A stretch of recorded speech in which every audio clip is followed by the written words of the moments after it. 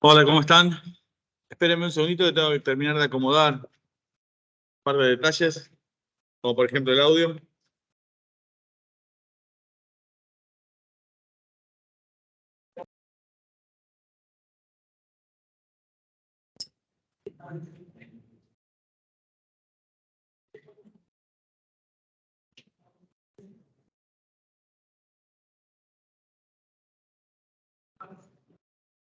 A ver, ¿alguien puede hablar? A ver si se ejecutó solo esto. Hola, hola, hola. Genial, muchas gracias. Excelente. Habría que prender eso, sí, es verdad. Eso no lo prendimos. ¿Esto lo tapa o no lo tapa?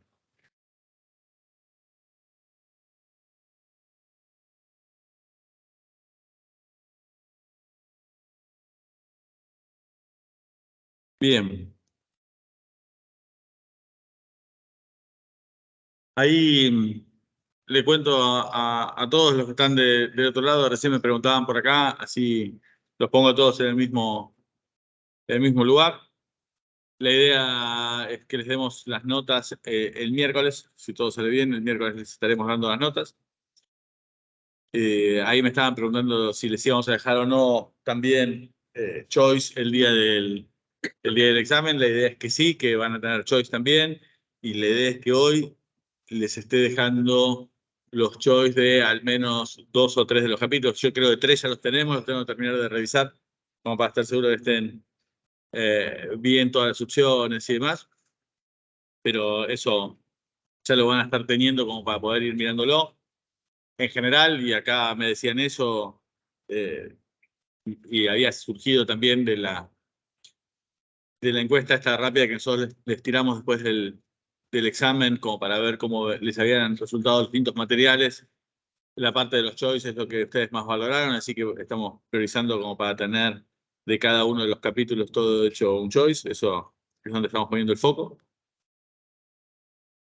Así que bueno, eso un poco en general de preparación de los temas, de los temas estos. Les habíamos dejado a ustedes para que preparen, para que respondan un cierto cuestionario. Había para mirar un video de una TED Talk que ya tiene unos años. Está buena por varios motivos. Que esa TED Talk me parece súper interesante porque es bien redonda, barre un montón de los aspectos de casos de uso del tema de potencial uso de blockchain. Me parece interesante que después nos repasemos porque les sirve a ustedes entenderlo ya desde el punto de vista más allá de la parte de economía propiamente dicha y del caso de uso llamado una criptomoneda. Creo que la tecnología en blockchain es interesante.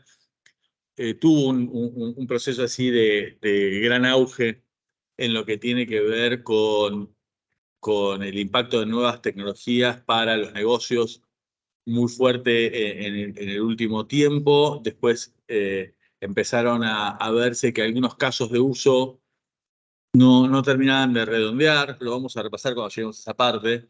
No terminaban de redondear y no terminaban de cerrar. Además cambiaron las condiciones financieras, cosa que también lo vamos a charlar un ratito. Y empezó, como quien dice, a agotarse en parte todo lo que tiene que ver con la fiebre de cripto que hubo en su momento. Hubo una fiebre muy fuerte, después cayó y demás. Vamos a repasar un poco esos temas, y cuando estemos repasando las preguntas que nosotros les dejamos de ese cuestionario, van a ver que ahí había una visión de mediano plazo, de largo plazo, como que era una de las tecnologías donde mayor influencia iba a haber eh, en el mundo de los negocios y que más impacto iba a tener. Y hubo una apuesta muy fuerte. La inteligencia artificial también estaba y había una inversión grande en eso ya estaba sucediendo. El tema de inteligencia artificial tiene varias denominaciones a lo largo del tiempo, ¿no? En algunos momentos se hizo más hincapié en lo que tiene que ver con el tema de robustecer los sistemas de información y el automatizar ciertas cosas, toda la parte de robots de automatización.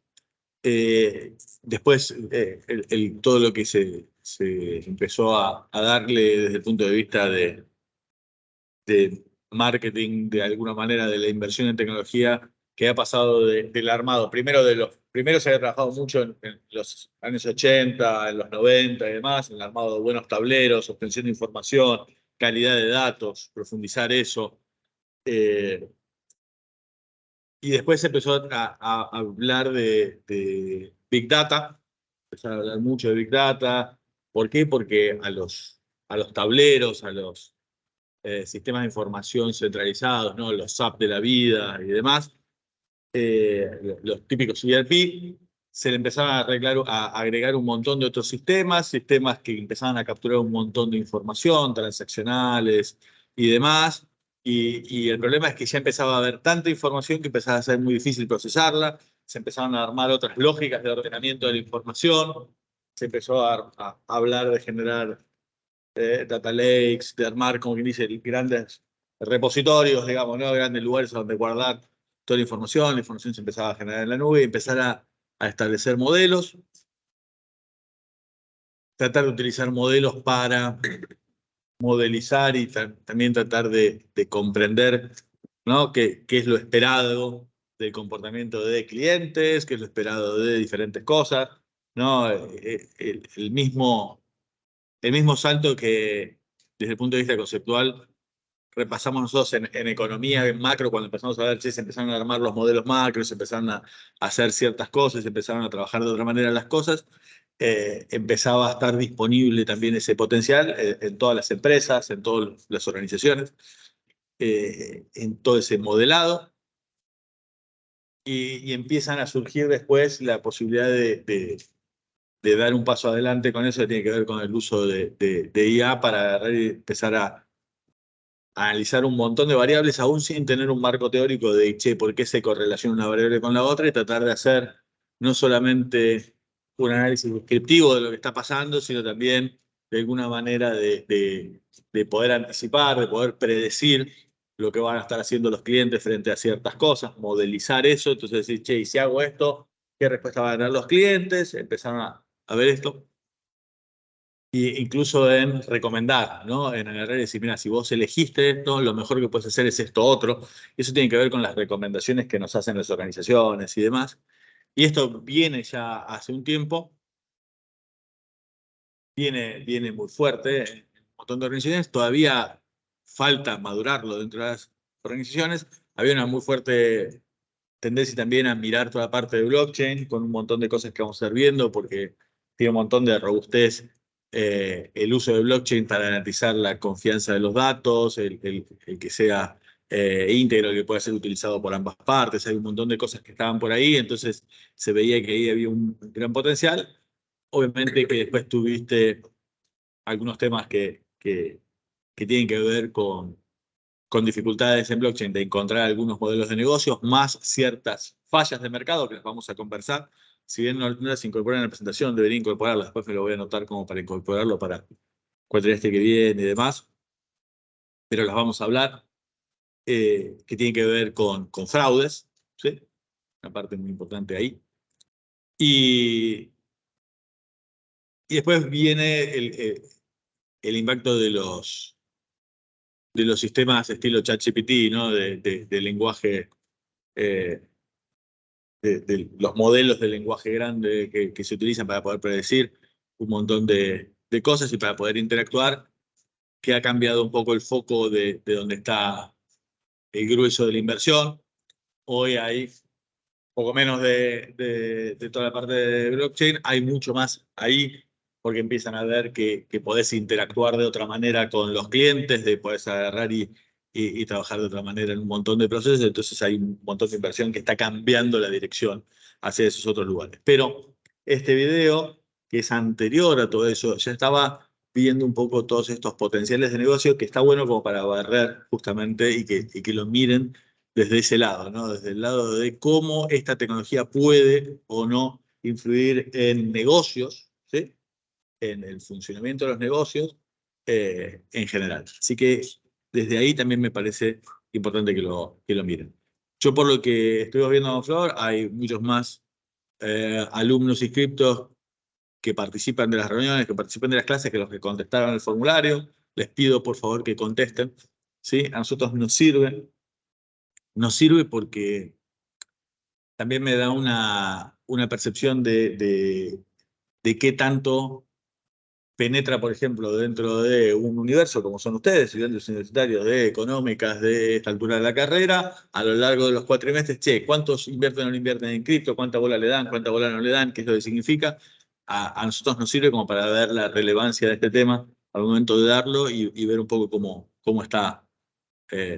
Así que les pido a todos los que no contestaron que entren y que lo contesten. Obviamente ahora vamos a arrancar con la clase, no voy a detenerme, es un poquito más largo que otros cuestionarios, con lo cual no lo podemos hacer en 5 minutos, pero sí quiero que lo hagan por favor cuando termine la clase porque a nosotros nos cambia, ¿sí? Nos brinda información relevante para la cursada.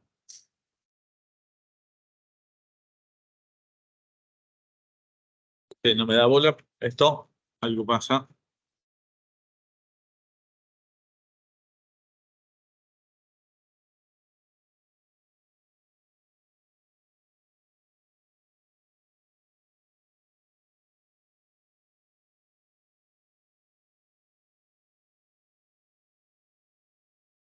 Bien.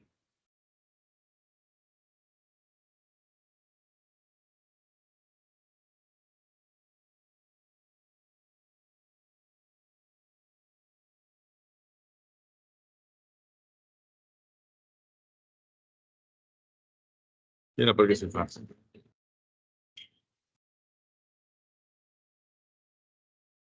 Bueno, ahí estamos, listo, no sé.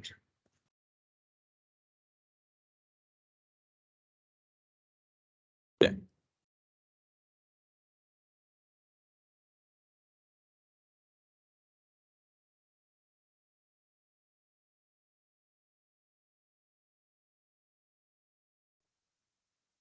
Ahí estamos compartiendo.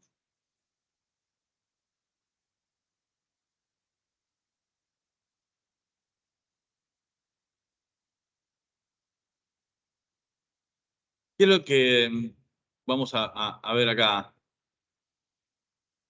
Vamos a. Sin sonido lo quiero.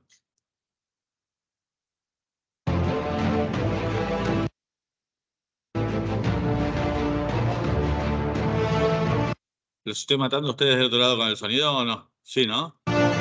Yo acá me lo solucioné. Acá lo solucioné matando, callándolo, pero ustedes no. ¿Para qué? Ah, insoportable el ruido. Espérenme un segundo. Ah.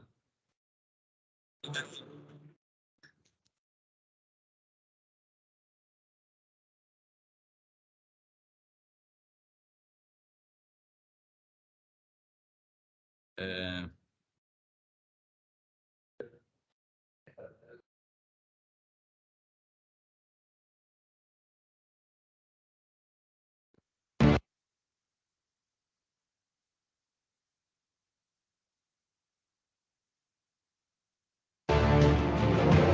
Chicos, si ustedes están viendo bien del otro lado, aunque sin sonido, ¿no? ¿Están viendo bien?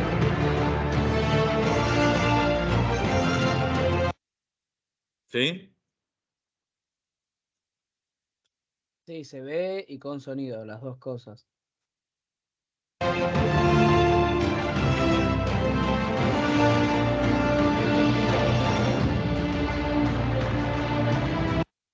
Vamos al final de la historia de esta. Si me da bola. No, no me da bola. No lo puedo hacer desde ahí. Bueno.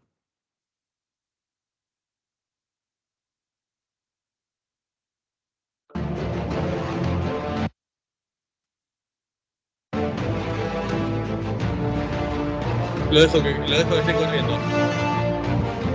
Haga lo que quiera.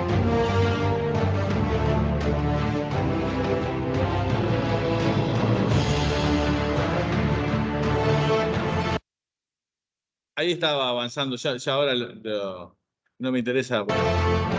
Si no lo puedo callar, me complica. Ahí pasé a la siguiente. Ahí están todos viendo, ¿no? Sin problema, del otro lado. Sí, sí. Bien. ¿Qué es lo que estaba tratando de mostrarles ahí que después lo corté? Básicamente tiene que ver con esto, ¿no? ¿Cuáles son las empresas más grandes? Y después mírenlo el video, después yo les voy a dejar el link y demás. Lo que se ve desde ahí, yo les había puesto desde 2008 hasta ahora, y es importante porque en 2008, la crisis, etcétera, etcétera, etcétera, hubo un cambio fuerte en la política monetaria, y ese cambio fuerte en la política monetaria implicó una baja fuerte de las tasas de interés. Esa baja fuerte en la tasa de interés duró bastante tiempo, recién ahora estamos en el ciclo de suba de tasas de interés. ¿Qué es lo que pasó? Cuando empezaron a subir la tasa de interés vino la pandemia. Cuando vino la pandemia, ¿qué hicieron? De nuevo se hizo política monetaria expansiva y política fiscal expansiva, ¿sí? Porque obviamente había un parate tremendo y vuelta otra vez a una baja tasa de interés. Recién después empezó a subir. Las bajas tasas de interés, y esto es interesante agarrar y mirarlo también desde acá. Las bajas tasas de interés influyen de qué manera. ¿En qué influye la tasa de interés? A ver, alguno que esté del otro lado que me conteste. Facundo, contame, la tasa de interés, ¿en qué impacta, en cuál de los componentes del producto impacta más claramente la tasa? Facundo. Sí, hola. Sí, contame, la Eh, tasa de interés, ¿en cuál de los componentes del PBI pega más fuerte? en la inversión, En la inversión, ¿no? Y en la inversión pega una baja en la tasa de interés, ¿qué pasa? ¿Aumenta o disminuye la tasa de inversión? eh, disminuye, pero aumenta si baja el interés. Exacto. Aumenta la inversión, pero además de que aumenta la inversión. Aumenta la inversión, ¿por qué? Porque nosotros hemos visto que la inversión tenía un impacto por el lado por un lado, en función del PBI, del nivel de demanda. Y yo les he dicho, che, cuando estamos mirando la demanda, en realidad estamos mirando en el modelo, como quien dice, la demanda de hoy. Pero en realidad estamos mirando la demanda de hoy y estamos mirando la demanda futura, ¿no? Porque vos cuando haces una inversión hoy, estás pensando en todo lo que viene después. Cuanto más baja es la tasa de interés, más valen los años del futuro. ¿Sí? Se vuelven más interesantes. Con lo cual, aquellas industrias que tengan más potencial de crecimiento, con una tasa más baja de interés, tienen más impacto. ¿Sí? Las empresas tecnológicas en particular, ¿no? Son empresas que valoran mucho más el flujo de fondos de futuro respecto del presente. ¿Sí? Con lo cual, en general, bajas tasas de interés potencian fuertemente a las tecnológicas y a las que tienen que ver con nuevas tecnologías y demás. Fíjense, estas son las empresas más grandes por capitalización bursátil, ¿no? Acá está la capitalización de mercado, ¿no? Y cuánto es la capitalización de mercado de cada una de las empresas, cuál es el ranking. Este es el informe de Price de este año. ¿No? Tenés número 1, Apple. Número 2, Microsoft. Número 3, empieza la primera de energía, que esta es la compañía de energía de Arabia Saudita, ¿no? Toda la parte petrolera. Número 4, Alphabet. ¿Alphabet quién es? Google, ¿no? Número 5, Amazon, ¿no? O sea, de las 5 primeras, 4 tienen que ver claramente con tecnología, porque está bien, Amazon, y eso después si quieren les traemos, ¿no? Amazon, ahí dice consumer, ¿no? En realidad, ¿qué hace Amazon? ¿Cuál es la fuente de ingresos de Amazon? ¿Intermediaria en qué? Hay una parte muy fuerte que tiene que ver con la parte de comercio electrónico, ¿no? Hay una parte importante que tiene que ver con comercio electrónico y demás. Obviamente está apoyado, obviamente, las nuevas tecnologías y demás, pero hay una parte también muy importante de Amazon que tiene que ver con toda la parte ¿cómo se llama? De Amazon Web Services y todo lo que tiene que ver con data center, todo lo que tiene que ver con las nubes. Hay un montón de fuentes de ingreso de Amazon y demás que hacen que en realidad es bien de base tecnológica, ¿sí? Si bien, obviamente, en la parte de consumer, hay una parte bien tecnológica que está ahí. Nvidia, ¿qué hace Nvidia? Hace Sí, placas de video y placas de hardware. video, ¿no? De procesamiento y demás, también es una de las más importantes. Después lo vamos a ver a uno de Nvidia, al CEO de Nvidia hablando un poco del largo plazo y demás en un video. Y recién 7 empieza Berkshire Hathaway, que tiene que ver con inversiones, ¿no? Finanzas y demás, y que tiene que ser un fondo de inversión que hace inversión en un montón de empresas y demás. Warren Buffett, que está ahí y demás. Recién ese te aparece 7. Después tenés 8 Tesla, 9 Meta. ¿Meta quién es? Facebook, ¿no? Facebook, WhatsApp, etcétera, etcétera, ¿no? Y 10 Visa, que es de, obviamente, todo lo que saben, ¿no? Tarjeta de crédito, procesamiento de tarjeta de crédito, transaccionales. No, fíjense el peso que tienen estas. Ahora, incluso Visa, y Visa me viene bien ahí, el negocio de Visa lo vamos a, piensen un segundito en función de lo que vamos a ver más adelante, de lo que vamos a ver en la diapositiva siguiente. No, ahora lo vamos a mirar.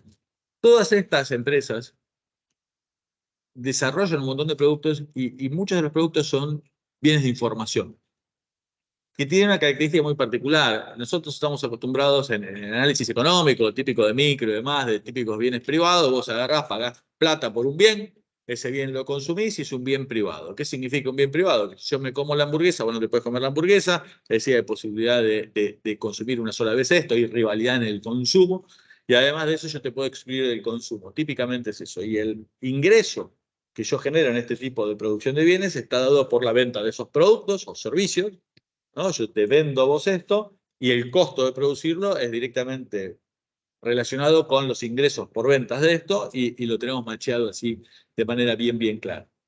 Hay otros bienes, bienes de información y demás que en realidad tienen otras características, ¿no? Que son las que vamos a estar mirando ahora y que hacen que la economía de esos bienes sea muy diferente. Ustedes son todos consumidores de un montón, son clientes de Google, son clientes de Meta y demás. Seguro que de estas dos consumen fuertemente muchos de los productos de ellos. Sin embargo, dudo que alguno de ustedes le pague de manera directa plata a estos consumidores. ¿Está claro? Puede ser que alguno le esté empezando a pagar a lo mejor ahora a Google, a lo mejor, pocos por almacenamiento, ¿no? Pero el grueso de ustedes usa esto sin pagarles, ¿no? Esto es así.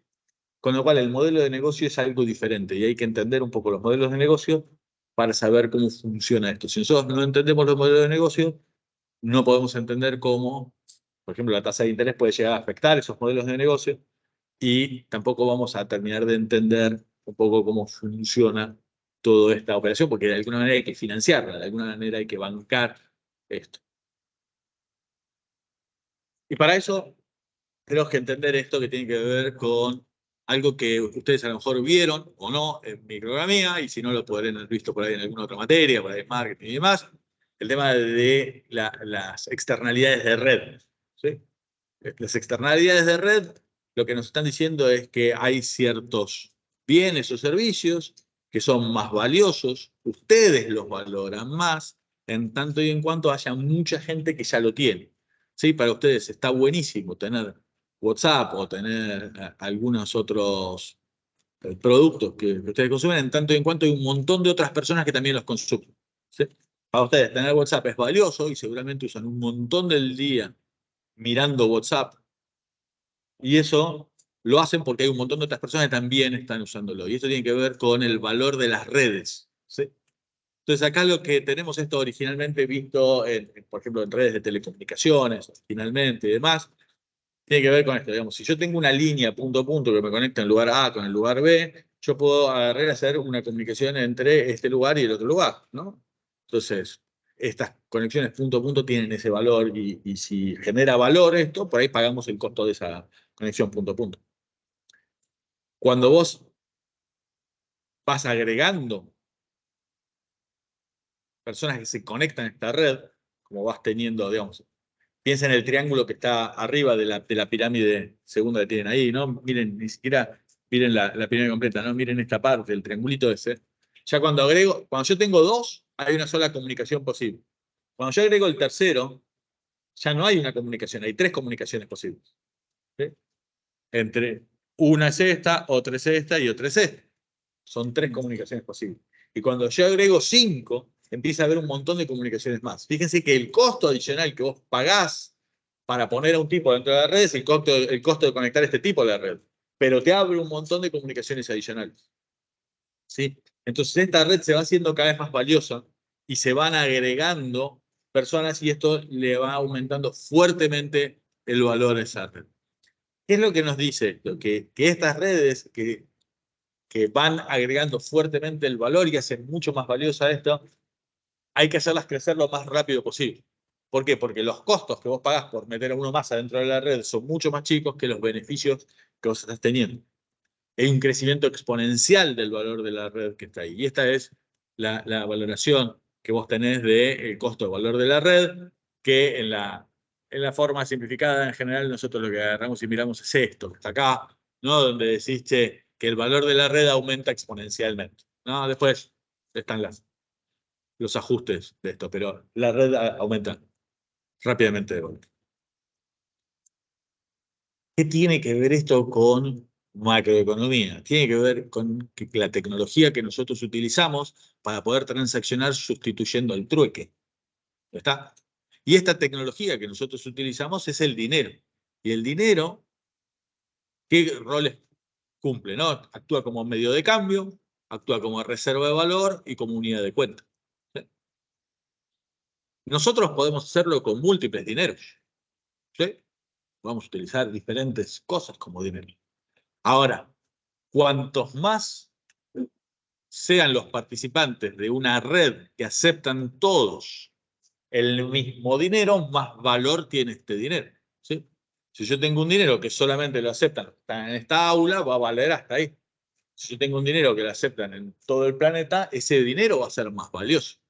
Si yo tengo uno que me lo aceptan hoy, pero me lo aceptan hasta la semana que viene, y la semana que viene cerramos el aula y ya no vale más el dinero, no lo podemos usar de reserva de valor.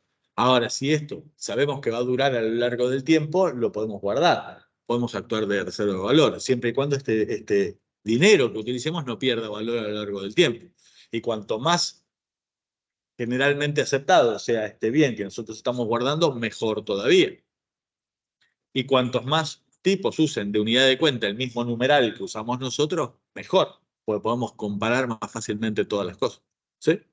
Entonces, esto que estábamos viendo recién hace un segundo de las redes es crítico para el dinero. Crítico. Crítico. Por eso, y esto es lo que nosotros dijimos del dinero, ¿no? Tienen que actuar como medio de cambio, tienen que actuar como reserva de valor y como unidad de cuenta. Crítico. A lo largo de la historia hay muchas formas que se fueron cumpliendo estos roles de dinero, ¿no? Hubo barras de sal, hubo placas de cobre, hubo monedas acuñadas, hay monedas acuñadas de años 700 antes de Cristo, ¿no? Entonces ahí en Roma estaban esas monedas, ¿no? Le ponían un sello para garantizar de alguna manera el valor que estaba teniendo. Entonces ese metal que estaba ahí de alguna manera le garantizaba un peso y una cantidad de oro adentro, y además que le daba una cierta aceptabilidad, ¿sí? Lo podías utilizar para pagar los impuestos, para esto, para lo otro, y eso le daba una cierta lógica. Las monedas le ponían alrededor, hacia afuera, unas rayitas para evitar que le limaran el borde y achicaran la moneda, etcétera, etcétera, etcétera. Había un montón de cosas que fueron cumpliendo el dinero. Algunas tenían ventajas sobre otras, ¿no? El tema de la sal, por ejemplo, tenía que ver con que fuera útil, pero que fuera escaso, que no hubiera una gran cantidad. En los lugares a donde esto era así, a veces lo usaron. Las placas de cobre también tenían ciertas ventajas. De alguna manera es relativamente fácil de trabajar el cobre y demás. Hubo a lo largo de la historia también formas de papel moneda. Esta que tiene a la izquierda eh, es de China, ¿no? Del siglo X, eh, que fue la primera que está de alguna manera registrada como papel moneda. Ese certificado, un certificado de depósito de cierta cantidad de mercaderías que estaba depositada, y se utilizó bastante como medio de pago, pero empezó a tener algunos problemas. ¿Qué problemas se imagina? ¿Qué puede llegar a haber tenido?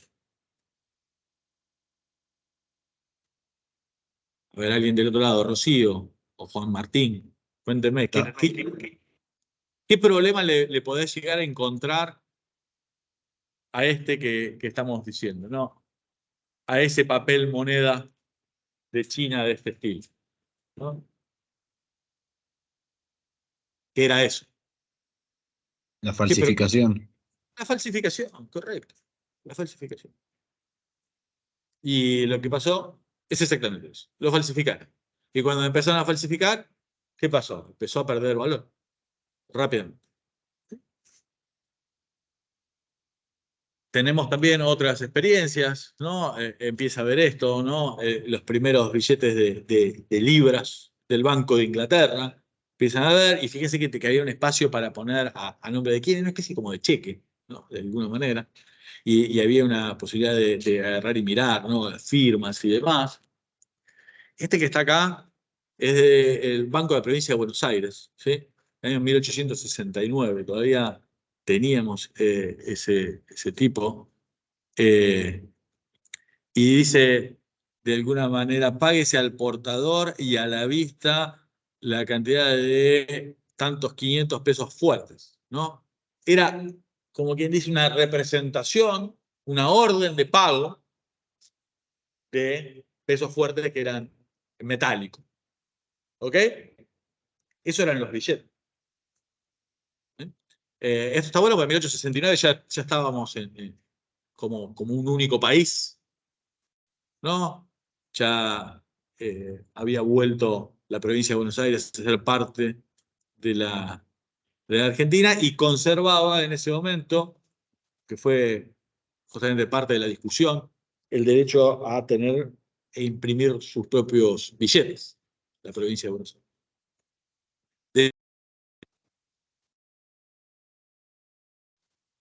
Eh, Reunificación y demás, se reserva para sí la provincia de Buenos Aires el derecho de tener su propia moneda.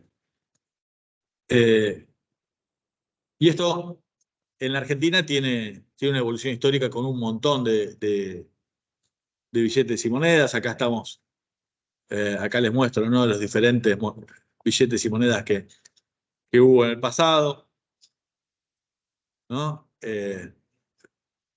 Acá 1881, recién establecimiento del peso moneda nacional.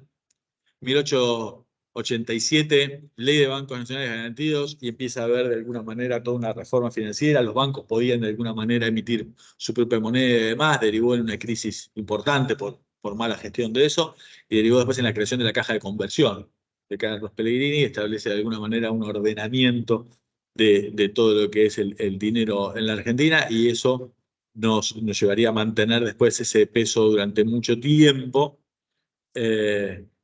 Hasta que en 1970 cambiamos el peso que venía desde esa época y le empezamos a sacar ceros, sacamos el peso a moneda nacional, que le sacó un par de ceros ahí. Después en 1983 le sacamos otros ceros. A estos acá me falta uno me falta uno en el medio, no sé por qué. Qué buena pregunta. Entre este y el de 1983 hay uno que son los pesos ley 1888, que al moneda nacional le ponen ese otro dinero que fue pesos ley, duraron un tiempo, después vienen los pesos argentinos, después vienen los australes, y de los australes vienen los pesos, ¿no? Esto es un proceso muy fuerte entre los 70 y los 80, ¿sí? Con muchos ceros en el camino, muchos ceros en el camino, hasta que en 1992, recién en el 92, se le sacan 4 ceros más a la moneda y se transforman 10.000 australes en un peso, y esos son los pesos que tenemos hoy, ¿sí? Desde ese momento mantenemos, acá hay un cambio de diseño de los billetes que lo vamos a mirar ahora, y acá otro cambio de diseño de los billetes. Pero esto un poco como para mirar la evolución de los pesos. Acá está, este es lo que les decía, el peso es 18.188, ley 18.188, que sustituye los pesos moneda nacional, que son de unos años anteriores, y este se llegó al de 1.000.000, este yo lo he usado, ese billete. Acá pongo varias cosas. Este que está acá, el que está arriba, ustedes lo conocen, lo deben haber visto, el peso de ese billete de 100 pesos de Roca, también han visto los de Vita y también han visto lo de los... ¿Qué animal tiene el de 100? Ya no me acuerdo. Hay otro, con un ciervo, ¿no? Lo que se puede estilo. Que ponemos con 100 pesos. Y acá la diferencia es que este tuvo, el de Roca, tenía ahí una palabrita que decía convertibles de curso legal, y después la borraron cuando dejamos de permitir que la gente pudiera cambiar libremente los pesos por la moneda que quisiera, cuando eliminamos la convertibilidad, independientemente del tipo de cambio fijo. Ahora, estos otros que están acá, federales, LECOP y Patacones, fíjense que todos tienen más o menos la misma fecha ahí anotada. Lo puse de manera deliberada porque tiene que ver con la salida desordenada de la convertibilidad, que implicó que antes de salir de la convertibilidad, ya diferentes provincias emitieran de alguna manera su propia moneda, que no era moneda, sino que era deuda de esas provincias, pero que tenían bastante forma de billete, ¿no? Ahí también suena bastante a un billete, ¿no? Era un billete. ¿Y qué hacían con ese billete? Pagaban obligaciones. ¿Quiénes? Los gobiernos provinciales pagaban obligaciones. Entonces, por ejemplo, el federal lo pagaba la provincia de Entre Ríos, pagaba sus obligaciones con eso, ¿a quién? A sus empleados, a sus proveedores, ¿sí? Y eso circulaba de alguna manera. Claro, los federales circulaban dentro de la provincia de Entre Ríos, ¿sí? Tenían menos volumen. En cambio, los patacones, que eran en toda la provincia de Buenos Aires, tenían, como la economía de la provincia de Buenos Aires es mucho más grande, tenían un poder mucho más fuerte de circulación. Pero además de que tenían mucha mayor circulación y tenían un valor de red más importante, los patacones tenían unas ventajas adicionales, y era que eran aceptados para el pago, no solamente de tributo de la provincia de Buenos Aires, sino también para la cancelación de obligaciones nacionales. ¿Por qué? Por eso que yo les dije que se había reservado la provincia de Buenos Aires por parte de acuerdos políticos en el 2001 y demás, y tenían un valor de aceptación más fuerte. Cada provincia que emitía su propio dinero, ese dinero tenía una paridad no necesariamente 1 a 1 contra los pesos, empezaba a cotizar por ahí por debajo de ese 1 a 1. Entonces algunas provincias no querían eso y lo que hicieron fue sacaron este, que son los LECOP, que fueron entre varias provincias, agarraron y dijeron, miren, nosotros vamos a emitir billetes, son los LECOP. Eran una deuda contra los ingresos futuros que por participación van a llegar a las provincias. Y armaron un fideicomiso, ¿no? Donde en función de los impuestos futuros que se van a recibir, emiten como contrapartida estos LECOPs, ¿sí? ¿Y esos qué hacían? Esos eran utilizados en todas esas provincias, eran aceptados, y contra eso se podía utilizar para la cancelación de obligaciones impositivas también nacionales. Entonces ese dinero que tenía mayor valor de aceptación, era una red más importante, era más fuerte y perdía menos el valor que los que eran dineros provinciales más limitados. Ahora, todo esto tiene que ver, como lo que estamos diciendo es, che, son diferentes tipos de dinero. Estamos repasando algunas de las características que tienen que ver con el dinero. Ahora, vamos a salir un segundito del dinero y vamos a empezar a trabajar de otra manera.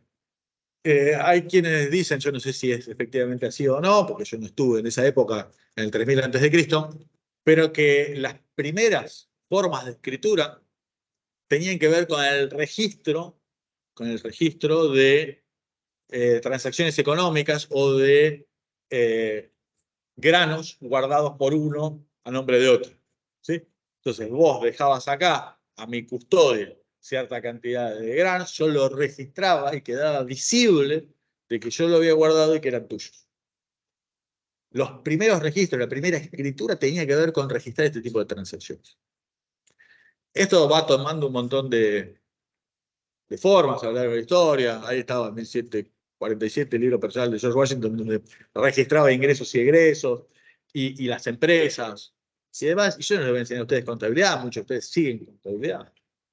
Pero el tema de utilizar un libro mayor para registrar las cuentas es también un tema tecnológico y sirve para garantizar que cierta transacción efectivamente sea realizada, que esté bien registrado y demás.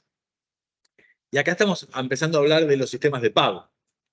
Digo, los sistemas de pago, ¿qué hacen? Cambios en los registros de la tenencia monetaria, ¿no? Entonces vos agarrás y decís, che, yo tengo un pago que hacer de una persona a la otra, lo registro y digo, esto que era de Juan ahora es de Pedro. ¿Sí? Y lo registro. ¿Qué características tienen que tener los registros? Y bueno, tienen que ser confiables en muchas cosas.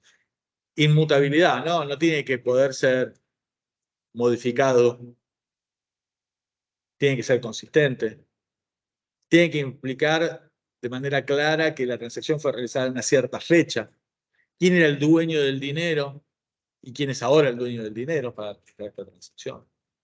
Y tiene que haber integridad, no tiene que haber transacciones que estén faltando, no tiene que haber números, digamos, si vos tenés registrado, tiene que ser todo correlativo como para garantizar de que estén todas las transacciones registradas y demás. Y eso lo tenemos que tener en la parte de registro. Y lo estoy diciendo esto porque para la blockchain va a ser un tema importantísimo. Para el Bitcoin va a ser un tema importantísimo. Y vamos a estar hablando acá también de esto por un lado, y recordemos un poco algunas de las características que tiene que tener el dinero, que dijimos que tiene que cumplir funciones, pero tiene que tener ciertas características, tiene que durar, es decir, yo podría usar cualquier cosa como dinero, si yo usara un kilo de helado, el helado se derrite, es un quilombo mantenerlo, tendría que tener una heladera al lado del helado para que no se me derrite, etcétera, etcétera. Pero tiene que durar, tiene que ser portable, tiene que ser fácilmente divisible, fungible, ¿no? Vamos a agarrar y mover fácilmente. Tiene que ser ampliamente aceptado. Tiene que tener una oferta limitada, es decir, no tiene que estar creciendo todo el tiempo, ¿no? ¿Para qué? Para que no pierda el valor. Tiene que ser difícil de duplicar. ¿Para qué? Para que lo usemos, tiene que ser difícil de duplicar. Si nosotros usáramos un papel que fuera fácilmente falsificable, va a ser un dinero de mala calidad seguro. ¿Sí? Tenemos en la cabeza esta característica que tiene que tener la cosa física que usemos como dinero. Tenemos las características que tiene que tener un registro de esto. Para agarrar y teniendo estas dos cosas, después empezar a pensar, che, ¿cómo lo podemos migrar hacia una blockchain, hacia una nueva tecnología?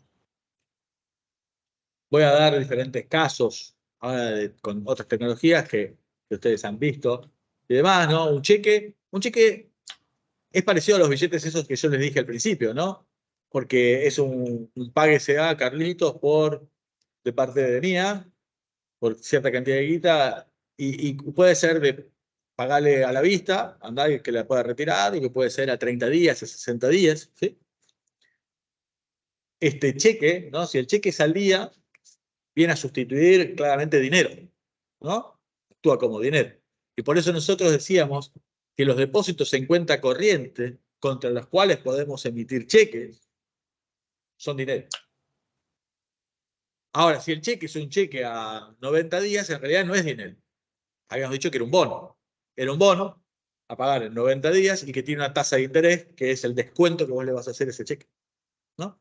Entonces, este cheque, el papel, esa cosa, el papel, que también es falsificable, que también tiene un montón de cosas, que por eso le ponen la firma, por eso los bancos llevan un registro de firma y demás, tiende a sustituir, por un lado dinero, por el otro lado bonos, es una situación intermedia, es una solución dada por los bancos para esto, para resolver. Después tienen ahí el tema de las tarjetas de débito y de crédito, ¿no? Y las tarjetas de débito y de crédito surgen al principio como tarjetas de crédito, de compra, al principio, ¿sí? La primera era Diners, después vino American Express y demás, que era de compra, que se usaba para restaurantes al principio, ¿no? Era una tarjeta que te permitía gastar en restaurantes y demás, y los socios podían agarrar y pagar con esa tarjeta en lugar de llevar la plata, y a fin de mes esta persona tiene que cancelar, ¿no? La tarjeta de compra. Después tenemos que cuando usamos esta tarjeta de compra, durante un montón de tiempo podemos establecer un track record y vemos de que Jorge, que es el usuario de nuestra tarjeta de crédito, de tarjeta de compra, perdón, que nosotros le hemos dado, es un tipo que es cliente nuestro en el banco y que le podríamos dar un margen de crédito, ¿sí? Y que no necesariamente a fin de mes tenga que poner todos los billetes arriba de la mesa, sino que por ahí pueda financiar parte de su compra y entonces se transforma en la tarjeta de crédito, ¿sí? Donde aparte le podemos dar crédito, le podemos dar, che, paga en cuotas y le hacemos un crédito, ¿ok? Hacemos una evaluación crediticia y le damos crédito. Pero también actúa como medio de pago, ¿no? Actúa como medio de pago. Ustedes, los que usen tarjeta de crédito, usan tarjeta de crédito y la usan para transaccionar, ¿sí? Y después está la tarjeta de débito. La de débito, en cambio, es contra la plata que vos tenés en la cuenta y te transacciona de un lado y del otro, ¿sí? Hay un montón de posibilidades de fraude en esto y hay un montón de cosas que solucionan. Son soluciones para la diaria. Ahí estas tarjetas ya tienen ahí puesto el iconito, ¿no? Que es contactless y demás, y que te sirve, vos podés agarrar y aparte podés transaccionar en la web, que está buenísimo. Yo tengo un dinero físico, un billete, y el billete está buenísimo. Porque si yo agarro y le quiero pagar a alguien, por ejemplo, le quiero dejar a alguien que no está acá, le puedo dejar en un sobre a nombre de él y le pongo adentro los billetes, no necesito estar al lado de él y transacciona. Y el tipo lo agarra y funciona, anda bárbaro. ¿Sí? Tiene algunos problemitas, ¿no? Después, si se lo roban, es difícil de traquear quién tiene este billete y quién no lo tiene, pero tiene esa ventaja. Ahora, ¿contra qué pierde el billete? Y si yo quiero utilizar el billete para comprar una cosa en Mercado Libre, el billete no lo puedo usar. Como que no entra.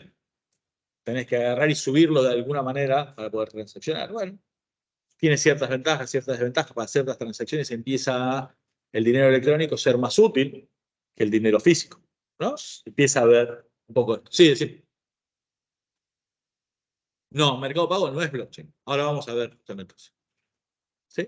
Pero hay un montón de tecnologías diferentes que utilizan. Los bancos te permiten a vos tener en tu tarjeta de débito la guita que tenés en el banco, que la tienen ellos registrada, que tienen un registro de que esta es tuya, y cuando vos haces una transferencia, ya sea por la app del banco o con una tarjeta de débito contra un postnet, esta transferencia lo que hace es manda la transacción y el banco recibe la transacción y dice, la tuya dásela a ella. Eso se registra y queda trazado esto, y si hay algún problema vos podés agarrar y decir, no, yo desconozco esa transacción, y hay un montón de cosas que se pueden llegar a mirar, ¿sí? Tiene cierto. Acá les doy otra forma de dinero electrónico. El dinero electrónico, todos ustedes la conocen, esta tarjeta, la tarjeta azul, ¿sí? Yo creo que les conté, la implementamos en Nación Servicios, yo era el gerente general de la compañía, implementamos todo este proyecto y demás. ¿Qué es? Esto es un dinero electrónico. Es un dinero electrónico. Esa tarjeta, ¿qué tiene? Funciona de alguna manera igual que el efectivo, porque es un medio de pago que es al portador, ¿no? Es al portador, el que la tiene puede transaccionar. Adentro de la tarjeta hay cierta información, esa información tiene que ver con cuánta guita hay, ¿sí? Está almacenada física dentro de la tarjeta, porque si vos estás arriba del 132, te subiste, no podemos esperar ahí en ese momento a que conecte, a ver si tenés saldo o no tenés saldo, volver y demás, ¿sí? Tienes que poder subir de colectivo, tiene que estar ahí y tiene que poder operar, online y offline, ¿sí? El colectivo es lo mismo. No puede agarrar y decir, che, no tengo conectividad, che, esperen, no puedo agarrar y subir pasajeros hasta que no me vuelva la señal. Inviable. Tiene que poder transaccionar, transacciona, tiene todo eso. Atrás de eso va a haber un montón de cosas, que esto es lo que vamos a estar mirando. Y atrás hay un montón de cosas que tienen que estar funcionando. Para que la sube a ustedes les sirva, tienen que funcionar un montón de cosas. ¿No? Por un lado, tiene que haber una red de carga. Y esto, construir una red de carga cuesta un montón de esfuerzo, y plata, y tiempo. Porque la tarjeta sube, te sirve si la puedes cargar. Cuando no la puedes cargar es un problema, ¿no? Hoy la red de carga fluye bastante, mejoró un montón, ¿no? Pero al principio era un lío, era muy difícil. ¿Por qué? Porque tenías que construirla y esa red de carga tenía que conseguir que el kiosco te acepte las cosas. Adentro de las estaciones de tren los boleteros no querían cargarla, adentro de las estaciones del subte los del subte no la querían cargar, las autoridades que eran responsables de esto no se querían estresar para generar de que los boleteros la carguen, no te querían entregar las tarjetas ahí, entonces tenías que conseguirlas por otro lado, tenías que estar a las 3 de la mañana en otro lado y tenías que poder operar, bueno, había un montón de desafíos, ¿sí? Se armó la red y de compra de las tarjetas. Después tenías la red de uso, el valor de la plata que vos tenés en SUBE vale más en tanto en cuanto vos seas usuario del transporte, si no, no te importa tanto. Esa red de uso estaba ahí, ¿no? Sirve por los colectivos que vos usás, los trenes y demás. Si se pudiera usar en otras cosas, en algunos otros momentos se usó en otras cosas, le da más valor a la guita que vos tenés guardada ahí. Ahora, todo eso, fíjense que ahí dice, ¿no? Ahí está el Banco Nación y dice, de ahí le paga a los prestadores, es decir, ¿a quién? A los colectiveros, a los dueños de las transacciones. Entonces, todo esto transacciona, ustedes hacen la transacción hoy y de alguna manera se le paga. Hay todo un laburo. Esto es sumamente importante que ustedes lo entiendan para lo que va a venir después. Acá, en esto que está acá, tenés un montón de servidores, de data centers, de procesamiento y demás. Eso cuesta un montón. Plata, inversión, tiempo, conectividad. Y obviamente vos no podés agarrar y hacer funcionar esto hasta que no tengas funcionando todo. ¿no? ¿Entienden la dificultad que tienen, no? ¿Cómo funciona esto? Son centralizadas. Todo esto va a la información a el data center central, procesa todo esto, cada colectivo le informa a un concentrador, cada concentrador en el garage de línea 132 baja todas las transacciones, manda todas las transacciones al data center de un servicio, procesa y manda el pago. Todo esto en 24 horas. Está todo bien, es mucho mejor que el movimiento anterior de monedas, donde tardaba mucho más, donde era mucho más ineficiente, genera un montón de ventajas, más allá del tema de subsidios, ¿no? Funciona muy bien, pero implica una alta inversión y una concentración de un montón de actividades. ¿Cómo viene el tema del blockchain?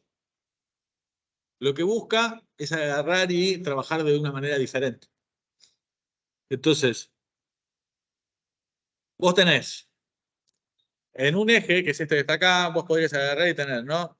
Pero, no sé por qué. Tal vez porque esto es el dedo. No agarré el lapicito y...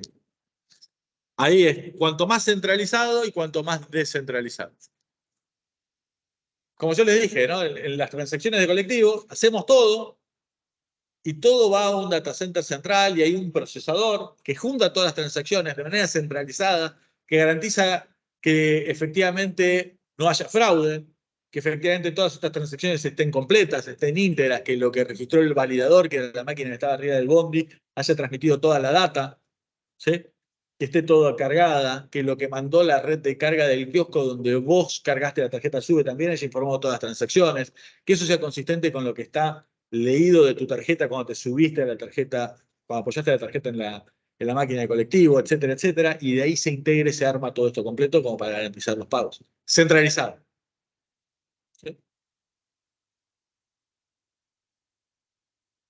Ahí obviamente que tenés esto, ¿no? Una base de datos tradicional, ¿no? Donde confiamos en la información que nosotros estamos concentrando de los colectivos, estamos garantizando la que nos manda la red de carga del ferrocarril, ¿no? Tenemos una comunicación segura, concentramos esto, lo armamos en una base de datos, le mandamos de manera segura al banco, el banco de manera segura transfiere y mueve. Es un modelo. La lógica de blockchain es todo lo contrario, va a ser descentralizado. No va a ser propietario de una gran firma, de un banco, de alguien central. Va a estar descentralizado. Y va a generar una red pública que se llama cadena de bloques porque vos vas registrando, registrás, y todo esto que registramos se copia en un montón de servidores, todas estas transacciones que se realizaron. Se copian todas y todas tienen registrado esto. Y cuando se está por acabar el espacio para registrar, se pasa al siguiente bloque. Pero hay una parte que está duplicada en otras transacciones en otros lados. Entonces, cualquier intento de fraude de sustituir la información que está en un servidor está replicado en un montón de otros lados y podemos garantizar de manera segura que efectivamente cuál es la verdadera y cuál es la fraudada. Vos para poder hacer un fraude deberías intentar dominar tantos nodos, tantos lugares donde están guardadas las transacciones que sería costosísimo. Entonces no tiene sentido que vos lo hagas. El tema es, esto cuesta guita. Claro, un montón de servidores en cabeza de un montón de gente haciendo esto, ¿cómo se financia? ¿Cómo se arma? ¿Sí? En esta lógica descentralizada, ahí está Bitcoin y Ethereum, que son de alguna manera las más conocidas y más grandes y demás. Y acá tenemos el surgimiento del Bitcoin en 2008, a partir de la crisis financiera, tal como les mencioné yo y que terminamos en la clase pasada. La crisis financiera implicó a nivel mundial una crisis y la solución de esto en gran parte tenía que ver con aplicar política monetaria y política fiscal expansiva por parte de los gobiernos centrales. ¿Esto qué implicaba? Evidentemente implicaba de que hubiera un montón de emisión de billetes, entre comillas, sin respaldo, ¿sí? Para pagar gastos que encima eran para, en gran parte, a lo mejor salvar bancos e instituciones que te habían defraudado, ¿no? Y esta era la situación que estaba generando una situación de fuerte rechazo. Y este es el paper, después, no creo que no se los dejé, pero es este el paper, después se los dejo si quieren verlo de manera real, el original que saca Satoshi Nakamoto, ¿no?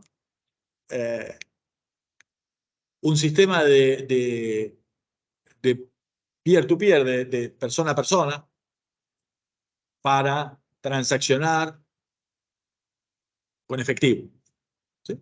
Y con una moneda que iba a sustituir. El esquema peer-to-peer funcionó en un montón de situaciones, ¿sí? En algún momento con el intercambio, ¿qué se les ocurre? ¿Se les ocurre algún ejemplo de algo que sea peer-to-peer, que funcione de persona a persona para algo? ¿Qué? Los torrents. Los torrents, ¿qué son los torrents? Eso. Es un protocolo a través del cual se comparten archivos entre clientes que funcionan simultáneamente como servidores. Totalmente. Esto había sido muy masivo en los años 90, pero muy masivo, cuando empieza toda la parte de música digital. Había sido realmente masivo, primero con música y después empezaron con películas y demás, como para poder poner a disposición entre pares todo esto, con lo cual había sido sumamente aceptado y bien masivo, tremendamente masivo, ¿no? O sea, todo el mundo sabía cómo funcionaba. Ahora no sé qué tanto lo usan ustedes o no, ese tipo de transacciones, pero en ese momento era muy masivo. Entonces, con esto en la cabeza, surge esto. Voy a tener que descompartir y compartir porque les saqué el sonido para que no los torture con la otra musiquita. Ahora vuelvo.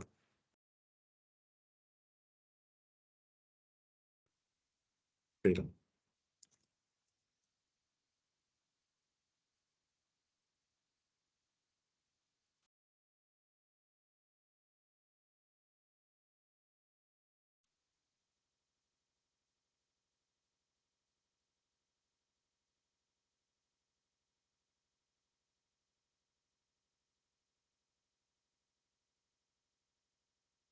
What is Bitcoin? Bitcoin is the first decentralized digital currency. Bitcoins are digital coins you can send through the internet. Compared to other alternatives, Bitcoins have a number of advantages. Bitcoins are transferred directly from person to person via the net, without going through a bank or clearinghouse. This means that the fees are much lower. You can use them in every country. Your account cannot be frozen, and there are no prerequisites or arbitrary limits. Let's look at how it works. Several currency exchanges exist where you can buy and sell Bitcoins for dollars, euros, and more. Your Bitcoins are kept in your digital wallet on your computer or mobile device. Sending Bitcoins is as simple as sending an email, and you can purchase anything with Bitcoin. The Bitcoin network is secured by individuals called miners. Miners are rewarded newly generated Bitcoins for verifying transactions. After transactions are verified, they are recorded in a transparent public ledger. Bitcoin opens up a whole new platform for innovation. The software is completely open source and anyone can review the code. Bitcoin is changing finance the same way the web changed publishing. When everyone has access to a global market, great ideas flourish. Bitcoins are a great way for businesses to minimize transaction fees. It doesn't cost anything to start accepting them, and it's easy to set up. There are no chargebacks, and you'll get additional business from the Bitcoin economy. For more information about Bitcoin, visit weusecoins.com.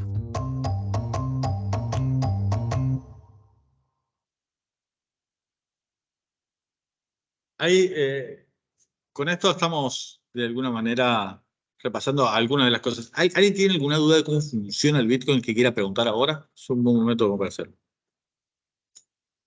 ¿Entienden cómo funciona? Acá les cuento a los que están del otro lado que no escucharon, que no entendés por qué es sustentable. Vamos a ver, la sustentabilidad, ¿a qué te referís?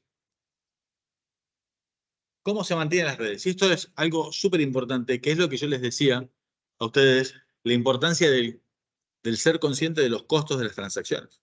la capacidad de procesamiento de esto. Carísimo, carísimo. Gran quilombo.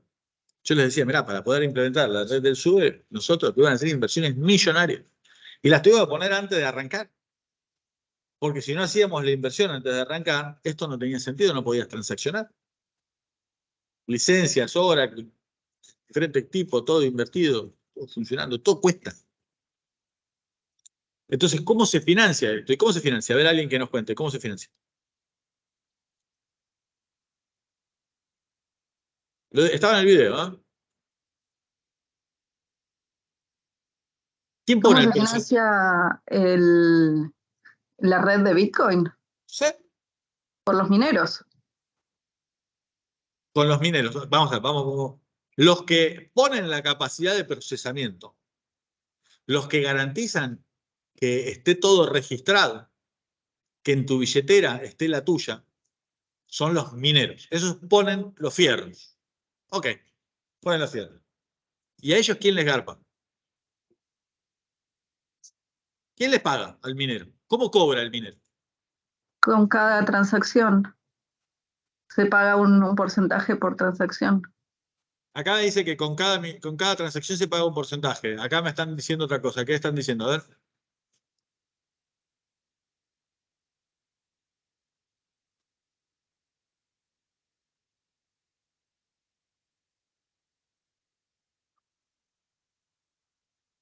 Exacto.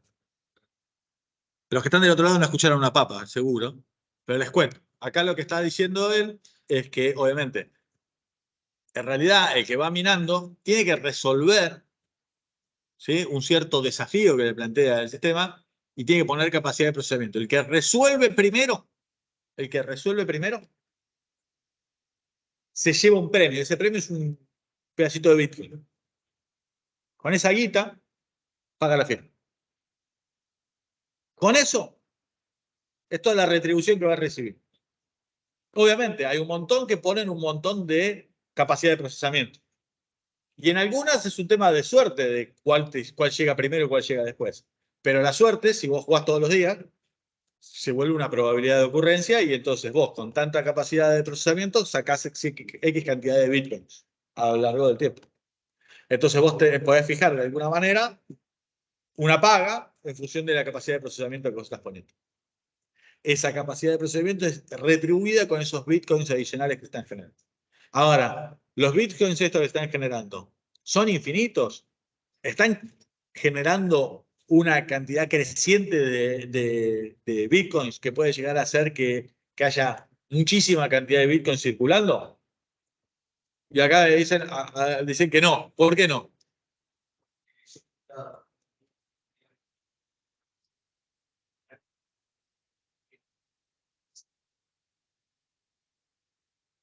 Hay un límite, hay una cierta cantidad finita. Esto, al momento de Satoshi Nakamoto escribir todo esto, está todo cumpliendo el planteo inicial, ¿no?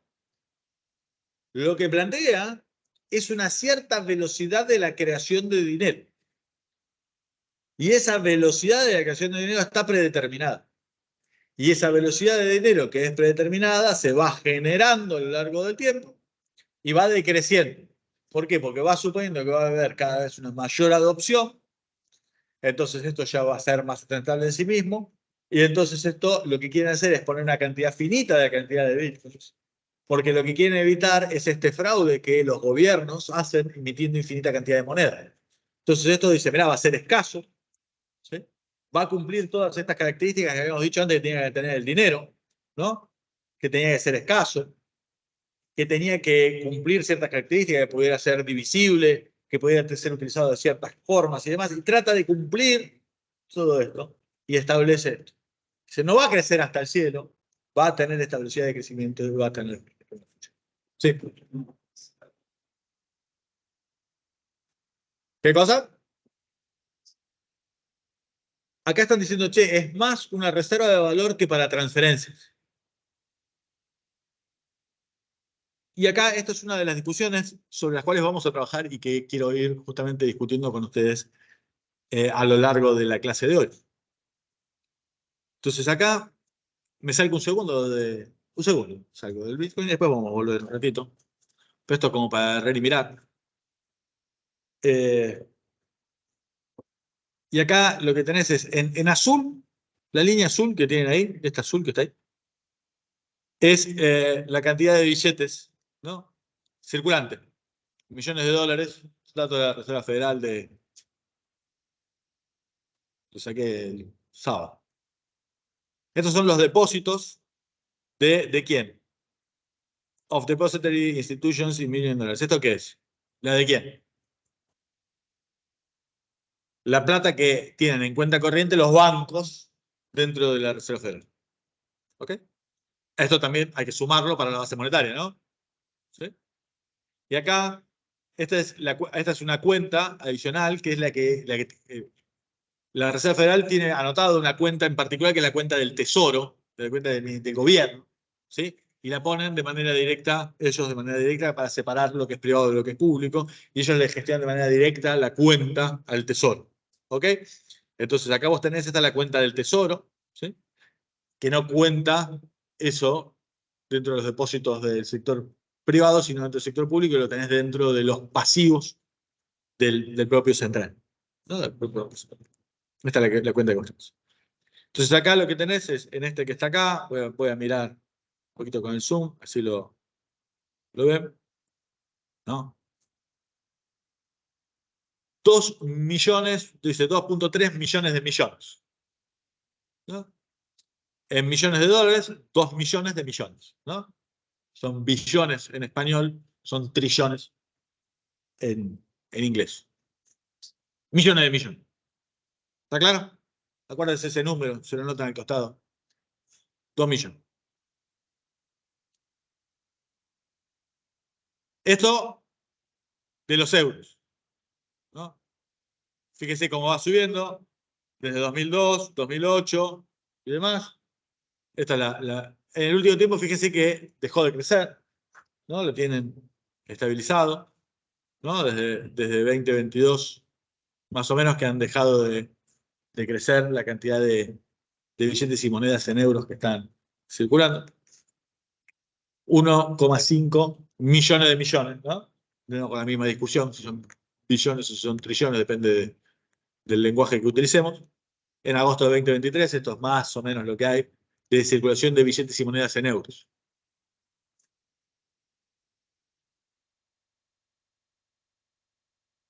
Acá lo que tenemos nosotros es la cantidad de Bitcoin. ¿Sí? Esto que está acá es el Bitcoin. ¿Sí? Fíjese que llegó hasta este valor acá arriba. Esto está acá. Ahora, este que está a la izquierda es el precio. El que está a la derecha es el valor total, que es la cantidad de Bitcoins valorizado por su precio. ¿Sí? Medido en dólares. ¿Ok? Como para René Milani.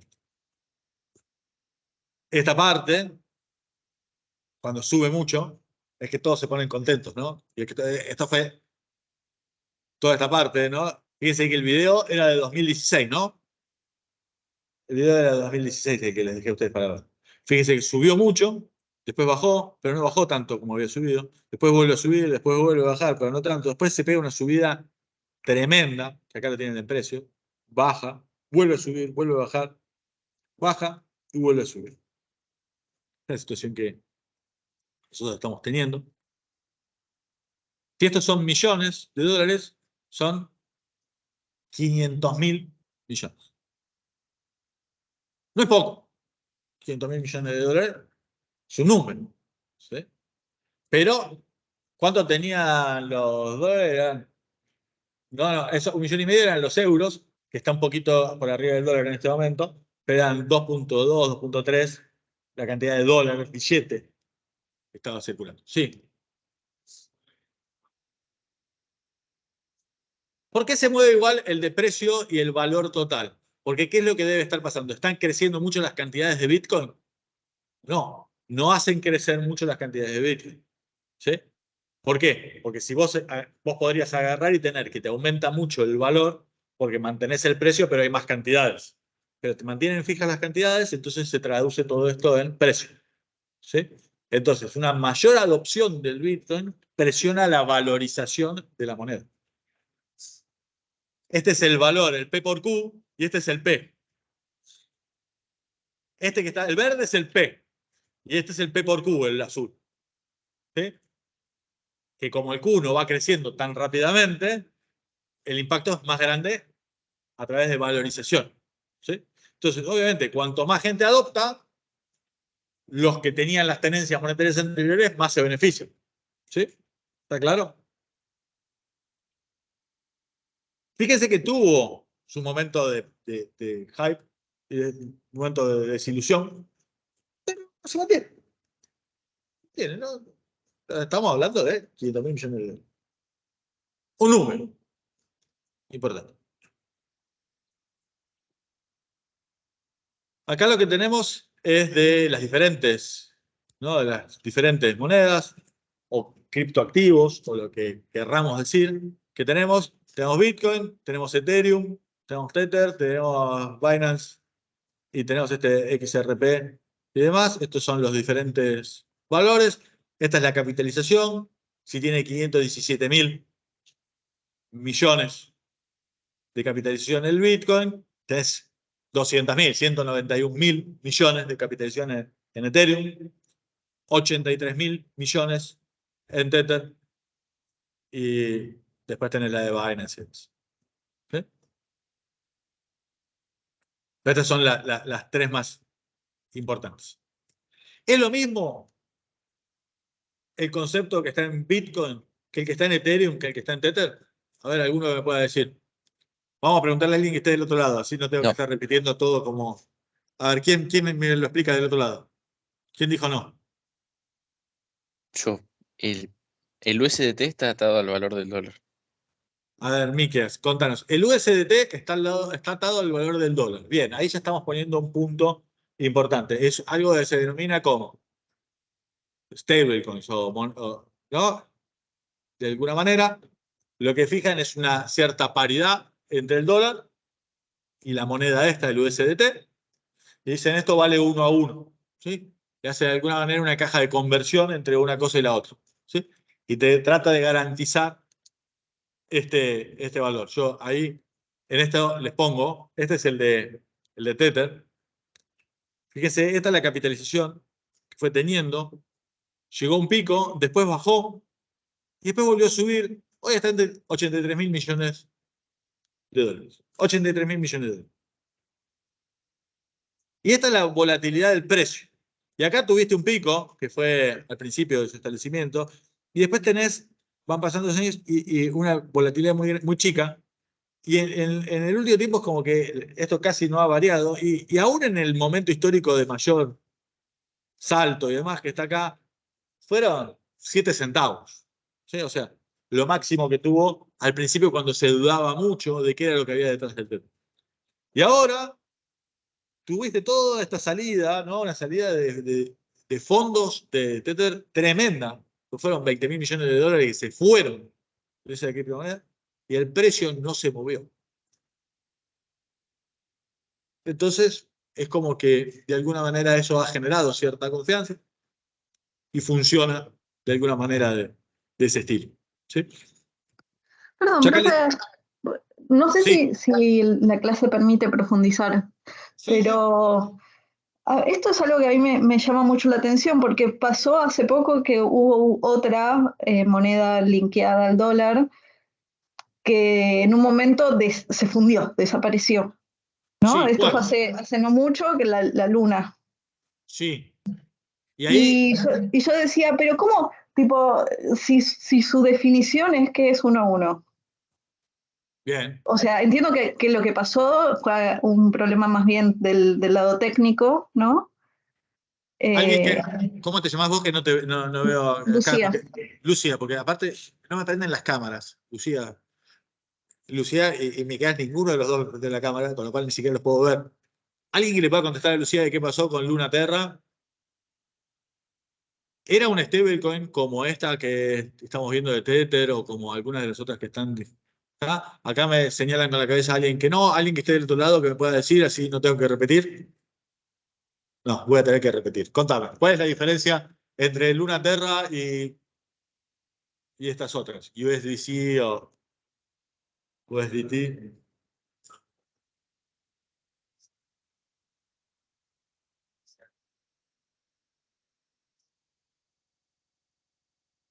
Acá dice, mirá, acá hay un protocolo. En el modelo de Luna Terra eran dos, en realidad, eran dos monedas, ¿no? Y se suponía que una iba a ir con paridad al dólar y la otra no, ¿sí? Y lo que tenía atrás era una regla de alguna manera de negocio, un algoritmo, ¿no? Para tratar de estabilizar, era decían stablecoins algorítmica, que trataba de estabilizar de alguna manera el valor de esta moneda en función de la otra, ¿no? Y entonces, ¿cómo era que funcionaba?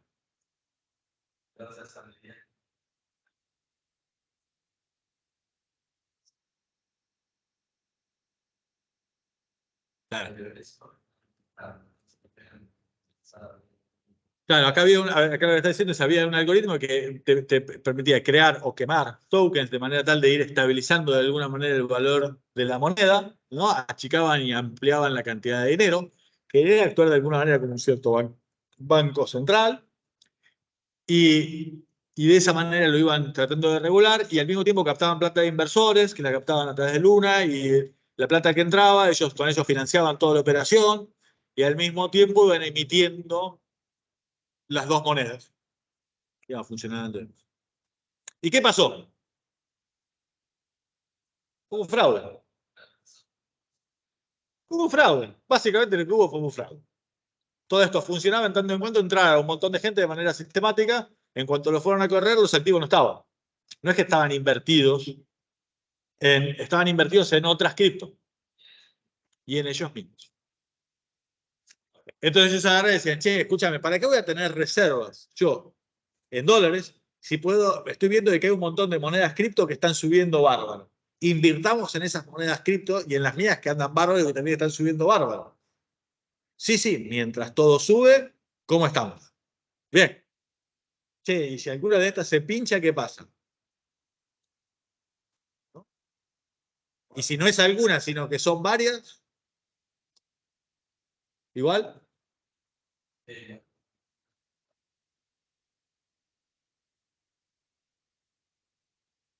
La moneda dice, terminó siendo un fraude porque la moneda se extinguió. O sea, lo definimos como un fraude porque salió mal. Si hubiera salido bien, no sería un fraude. Bueno, esa era la postura de los que estaban atrás del negocio, ¿no? Esto tiene que Pero ver nos también. hubiéramos enterado. Acá hay algo que es súper importante y hay que tener en cuenta, digamos, ¿no? Sobre todo, cuidado, les digo, si ustedes van a poner la de ustedes, ¿no? Van a poner la de ustedes en algunas cosas que tienen que tener claro cómo funciona, cuál es el modelo de negocio que hay detrás, cómo se sustenta, cómo no se sustenta, porque puede haber de atrás un esquema que solamente funciona en tanto en cuanto le siga entrando de manera sistemática a inversores, ¿sí? Y puede haber algunos inconvenientes. O puede haber simplemente fraudes. ¿Por qué existen los contadores? ¿Por qué existen las auditorías? ¿Por qué existen los auditores externos? Para evitar el fraude ¿de quién? Del que maneja la organización, ¿sí o no? Por un lado, para proteger al propio inversor, y por otro lado, para proteger a todos los que les puedan llegar a estar prestando plata a este negocio, ¿no? Esto, en el mundo cripto, tuvo muchos problemas. Y hubo muchas situaciones con mucho fraude. Y hay algunos, y esto es lo que por ahí vos estabas diciendo, che, Tether no es tan transparente. ¿Es transparente Tether o no?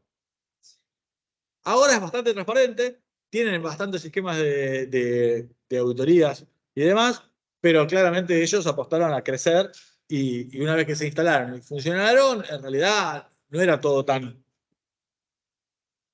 transparente y tan ordenado y tan financiado de alguna manera.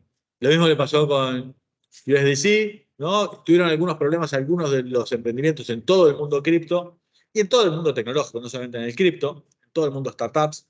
Cuando hubo un banco en particular, el Silicon Valley Bank, que tuvo un problema y ese problema generó un problema para un montón de empresas y le implicó salida de inversores a un montón de organizaciones. ¿Por qué? Porque hay ciertos ecosistemas de emprendedorismo y demás que actúan todos agrupados. Entonces, a lo mejor yo tengo 5 emprendimientos que son 5 emprendimientos diferentes. Y parecen que son independientes. Y son independientes. Pero tienen atrás por ahí un mismo grupo inversor. Y el mismo grupo inversor toma ciertas decisiones de manera unificada.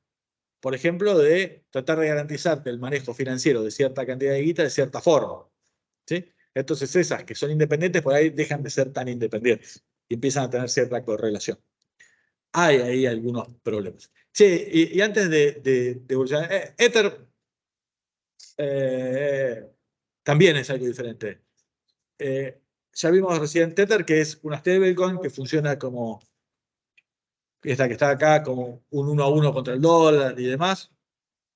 Algo que no les dije de esto, pero que acá se nota es, todos los días, esto está sacado incluso en un día sábado. Un día sábado, saqué el sábado a la mañana, estaba cursando yo mi maestría, capturé las pantallas.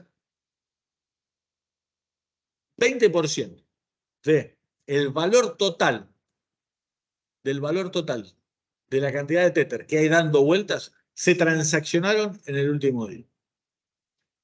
¿Qué significa eso? Que cambió de manos. ¿Ok? Cambió de manos. ¿Qué significa eso? Que esto es utilizado como medio de pago, ¿sí o no? No sé qué está significando esto. Todos los días hay operaciones de esto, porque esto es, ¿qué cosa? Un medio de pago.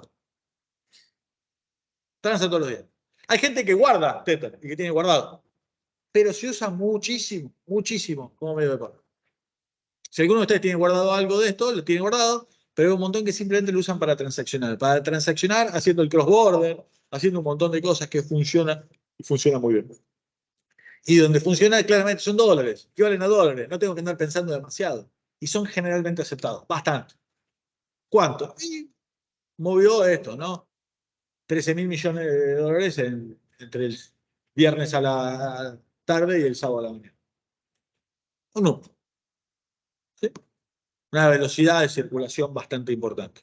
Velocidad de circulación de esta moneda, ¿no? Acuérdense también esto que estábamos diciendo de cómo era la velocidad de circulación de las distintas monedas. Claramente nosotros no tenemos que los pesos o los dólares o los euros físicos circulan a esta velocidad. No circulan a esta velocidad. Esto sí. Transacciones y transacciones muy, muy. Vamos al último de los que están ahí, Ethereum. Alguien que me cuente un poco cómo es el modelo de Ethereum. ¿Es lo mismo que un Bitcoin? Es lo mismo que Tether. Tether ya dijimos, está atado 1 a 1 a dólares. ¿El Bitcoin está atado a dólares fijo? No, lo que fijan que es la cantidad de dinero. Y acá hay algo que también es importante. Vos podés fijar precio o podés fijar cantidades, pero no podés fijar las dos cosas. No podés. ¿Querés fijar precio contra dólar? Como Tether, ningún problema. Y entonces te van a entrar y salir a lo pavoto. Listo, te tenés que bancar. Y es lo que hay. Ese salto en volumen que yo les mostré de Tether implicó una variación en la cantidad de Tether circulante. ¿Sí? ¿Está claro? Ajusta en Q. Mantiene P. Che, pero Bitcoin tenía una volatilidad enorme también. Sí, pero no cambió Q. Ok, ¿y entonces qué es? Todo P. Volátil P, volátil Q. ¿Podés agarrar y pretender jugar tratando de fijar P y Q al mismo tiempo? No se puede. Bitcoin tiene como foco ser una moneda. ¿Está? Ser una moneda. Y funciona de esa manera. ¿Sí? No funciona como una empresa. No es que hay un dueño. No existe el señor Satoshi Nakamoto. No sabemos quién es. No hay un tipo central que defina las reglas. ¿Está claro? Funciona de manera totalmente descentralizada. De hecho, se supone que no existe de verdad el señor Satoshi Nakamoto. No es solamente que no existe un humano porque no sabemos quién es, sino que hay varios que dicen que en realidad son varias personas que estuvieron trabajando en esto, en una universidad y demás, que estuvieron atrás de todo esto, que trabajaron de manera cooperativa armando esto y generaron este tipo de solución.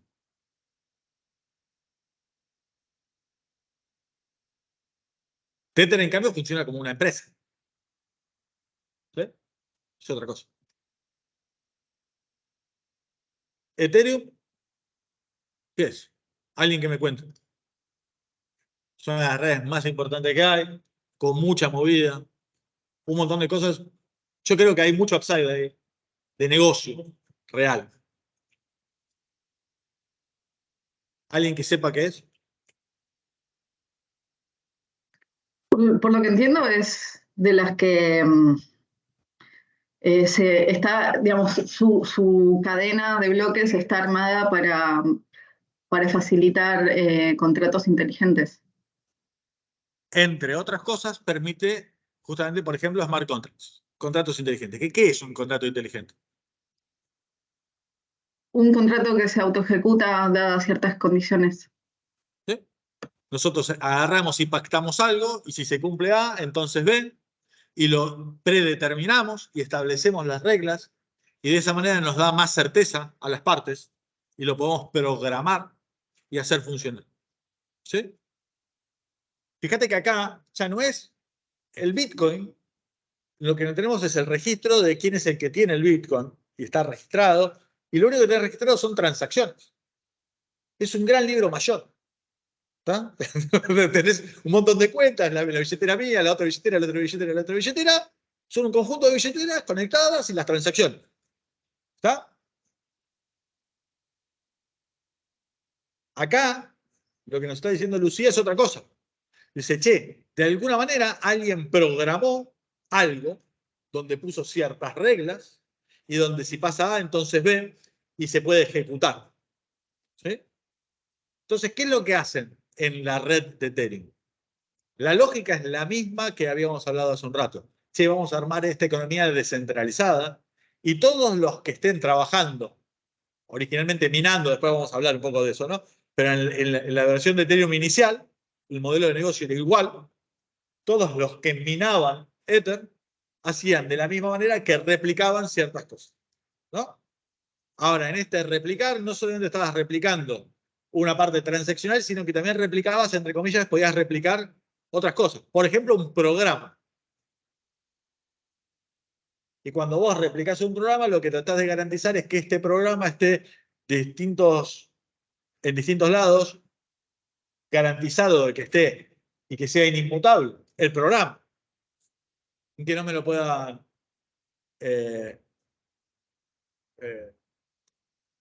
¿cómo se llama? Modificar. Que sea seguro y demás. Y que esto, que sea seguro y demás, por ejemplo, si se cumplen ciertas condiciones, se después automáticamente autoejecute y me pague a mí esto. Y de esa manera puedo manejar mejor los riesgos. ¿Sí? Podríamos generar un montón de contratos donde si se cumplen ciertas cosas te puedo prestar plata. Podríamos generar todo un esquema funcionando de esa manera. O podríamos armar billeteras grandes en Ethereum de esa manera y garantizar después los movimientos dentro. Podríamos armar un montón de cosas. ¿Sí?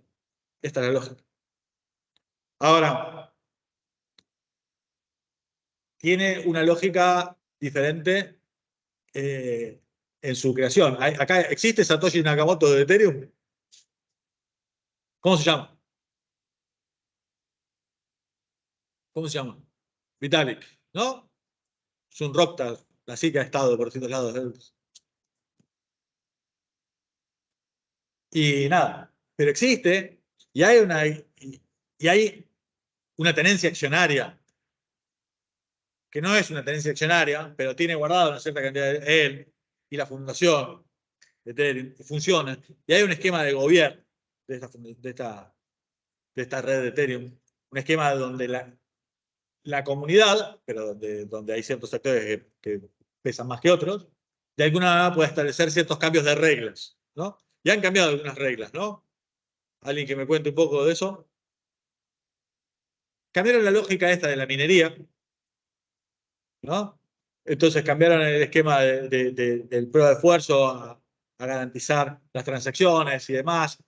Pusieron un rol de un validador, de alguna manera, de transacciones para tratar de no gastar tanta energía, porque si no todos tenés un montón de servidores Y ahí hubo una gran inversión en grandes granjas de cripto, donde había un montón de servidores de computadoras transaccionando buscando ese Bitcoin o buscando esas criptomonedas, que terminaba siendo energéticamente totalmente ineficiente. Porque la verdad que no necesitabas tanta capacidad de cómputo. Al principio, cuando no había nada, necesitabas un montón de capacidad de cómputo como para darle robustez y que no te puedan entrar en los fraudes. Pero ya había tenido un nivel de adopción tan grande, y Ethereum también, que estaban sobreinvertidos en capacidad de procesamiento y estaban gastando un montón de energía, eran ambientalmente menos sostenibles y además estaban haciendo un esfuerzo enorme al pedo. Entonces cambiaron los roles y demás, y ahora hay cierta gente que pone cierta guita en garantía y se compromete a validar de alguna manera las transacciones y lo hace más eficiente. Pero lo que voy es que acá hay un esquema de gobierno, una gestión de gobierno que funciona dentro de Ethereum, incluso los mecanismos de alguna manera de hacer aprobación de cambios de reglas y demás. Y ahí algunos empiezan a generar modelos de descentralización de diferentes cosas, ¿no? Por un lado, redes, por el otro lado, la posibilidad de que vos puedas tener Decentralized Finance, donde haya todo un esquema de finanzas totalmente descentralizado y demás funcionando, y donde pueda haber préstamos, en otros casos donde pueda haber un montón de iniciativas que afectan y que buscan resolver otro tipo de negocios. Incluso hay algunas que están para resolver nada, resolución de juicios entre partes. Hay un montón de iniciativas dando vuelta. Lo que pasa es que, nada, cuando empezó a subir la tasa de interés en Estados Unidos, el flujo de fondos futuros vale más o menos. Menos. Y si vos estás quemando un montón de plata hoy, estás perdiendo plata hoy en función de los ingresos futuros, cuando la tasa de interés internacional es más alta, hay un montón de proyectos que dejan de ser viables. ¿Sí? Solamente los más robustos son los viables. Esto generó una caída de un montón de proyectos, una limpieza muy fuerte dentro del mercado por falta de financiamiento. Pero aparte está este otro caso que habíamos mencionado, el tema de Luna Terra es uno, el caso de otras, hay un montón de otros casos que funcionaron con fraude y demás, que generaron un montón de problemas. Pero estos problemas que están sucediendo hoy en el mundo de cripto no son problemas que no hayan sucedido en otras instancias. Son los mismos problemas que también sucedieron en los mercados de valores cuando se crearon. Los mercados de valores también tienen posibilidades de fraude. Para eso están las autoridades regulatorias, para eso está la SEC en Estados Unidos, para eso está la Comisión Nacional de Valores acá en la Argentina. Vos acá en la Argentina, vos podés tener fideicomisos privados de manera privada, no regulados, podés tener fideicomisos que cotizan, públicos y que tienen la supervisión. ¿Y cómo son? Es un poco más caro hacer el público, porque tenés que pagar ciertas auditorías, tenés que cumplir ciertos estándares, pero son más seguros. En el otro hay más fraudes. Hubo fraude grande hace poco acá en la Argentina. Grande. Hay un montón de situaciones de fraude que son prevenibles a través de ciertas cosas. Cuando vos sos una inversión mayorista, que vas a invertir varios millones de dólares, por ahí te da para hacer un due diligence sobre esa empresa donde vos estás metiendo millones de dólares. Cuando vas a invertir pequeño, sos un pequeño inversor, la verdad que no tenés eso. Y para eso existen las autoridades regulatorias. La SEC en Estados Unidos no existe desde siempre, existe desde 1933, creo, o 34, después de la gran crisis. ¿Por qué? Porque después de la crisis de la depresión hubo una parte del origen de esa crisis que fue fraude financiero y manipulación de los fondos en la bolsa. Existen los fraudes, porque los humanos son así. Insisto, si no, no habría auditoría en las empresas. Si son todos buenos, no hace falta. En el mundo cripto pasa lo mismo. Pero ¿qué es lo que pasa en este mundo descentralizado del que estamos hablando? El problema que tenemos en este mundo descentralizado es que a veces es más difícil hacer cumplir la norma, hacer cumplir la ley. Ahí un primo mío viene laburando en esto hace un montón, en el mundo cripto y demás, y él estaba trabajando en una que tuvo un problema de fraude hace muy poquito, muy grande, donde los atacaron, ellos estaban trabajando en Decentralized Finance, les entraron ciertos hackers y demás, y vos pones un montón de resguardos, pero no sos imbatible, no sos invulnerable a todo. Nada. generó un problema grande y el problema es que ya identificaron dónde está la guita, les robaron plata, les robaron varios millones de dólares. Lo tienen puesto en una cuenta. Los millones de dólares que les robaron ellos. Ellos saben, está ahí. ¿La puedes tocar? No. Porque ¿de dónde está? Está en una billetera. ¿Al alcance de quién? De nadie. Habíamos dicho de que las características, ¿no? No era embargable, no era esto, no era lo otro, decía el video. Es verdad, no podemos agarrar. Pero salió de un choreo. No podemos agarrar. Sí, ¿qué legislación podemos agarrar? No podemos. Hay un montón de problemas. Tienen sus ventajas, tienen sus desventajas. Al mismo tiempo alguien puede decir, yo no puedo ir, nadie me va a tocar. De verdad. ¿Sí? Genera un montón de desafíos. Ahora, hay un montón de oportunidades en todo lo que es el mundo blockchain. Insisto, no solamente en el tema de Bitcoin. Una es un caso de uso del blockchain, es esto, y por eso les dejé el video, el tema del Bitcoin, que es una moneda. Es una moneda. Ahora, ¿es una moneda? ¿Qué funciones tiene que cumplir la moneda para ser una moneda buena, para ser un buen dinero? ¿Qué funciones tiene que cumplir? Reserva de valor, unidad de medida y medio de pago, Intercambio, ¿no? medio de pago. Realmente, ustedes ven, no le dieron, acá, fíjate, en esto que está acá, de los 500, vea, el volume market, fíjate, solamente 1,61 transaccionó de todos los bitcoins guardados en las últimas 24 horas. En cambio, Tether, el 16. Fíjese que es mucho más como medio de cambio, como medio de pago, Tether, que transaccionó 13.000 palos, que Bitcoin, que 8.000 palos. ¿Sí? O sea que como medio de pago, sí, funciona, no es que no nada, pero menos.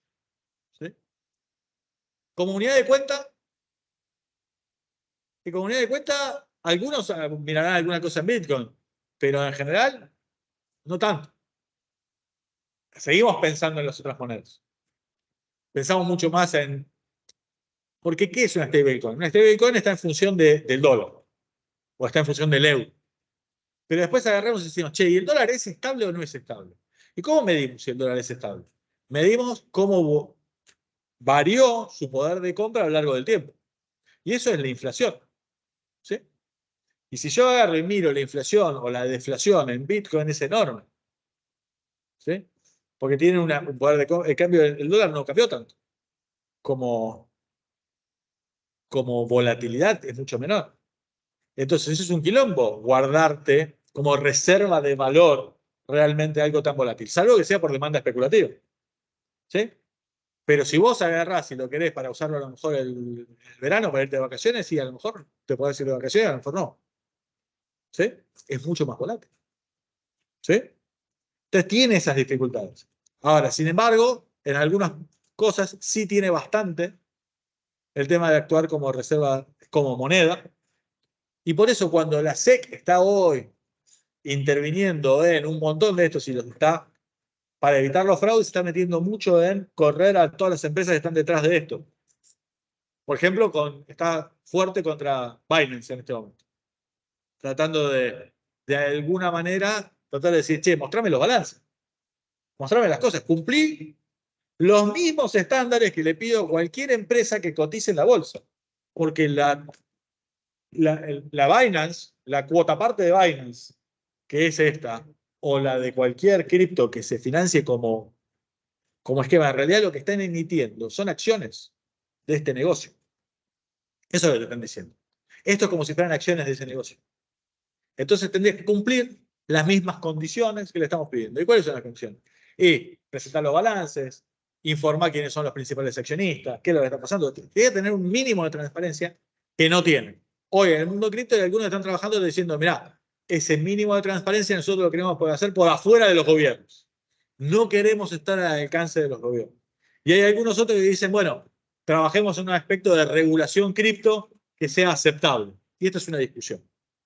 Pero aún en el máximo nivel de regulación que está pidiendo en este momento, por ejemplo, la SEC, no han tocado el Bitcoin. ¿Por qué? Porque no cumple las características de un valor, de una acción. Con lo cual, el Bitcoin tiene para largo. Ethereum, la lógica es una plataforma donde permite desarrollar incluso software de manera descentralizada. Ejemplo, los smart contracts que decías vos. Esto implica también repensar todo el sistema financiero. ¿Por qué? Porque las grandes comisiones que se cobraban por transferencias ya no son viables. No son viables. Y el cross-border de países tampoco puede ser tan caro. Y tampoco pueden tardar tanto en acreditarse las transferencias. Nosotros vivimos en Argentina donde funcionan las transferencias de una manera espectacular. No es el estándar del mundo. No es el estándar del mundo. Donde a lo mejor vos para hacer una transferencia de una persona a otra persona tarda más de 24 horas, tarda 48 horas, tarda 72 horas. Nosotros acostumbrados tocamos y es en el momento. No es esto. ¿Sí? Esto a nivel global está trabajando. Los Western Union de la vida vieron desafiado fuertemente su negocio, ¿sí? Hay un tema de protección de derechos de propiedad muy fuerte en esto.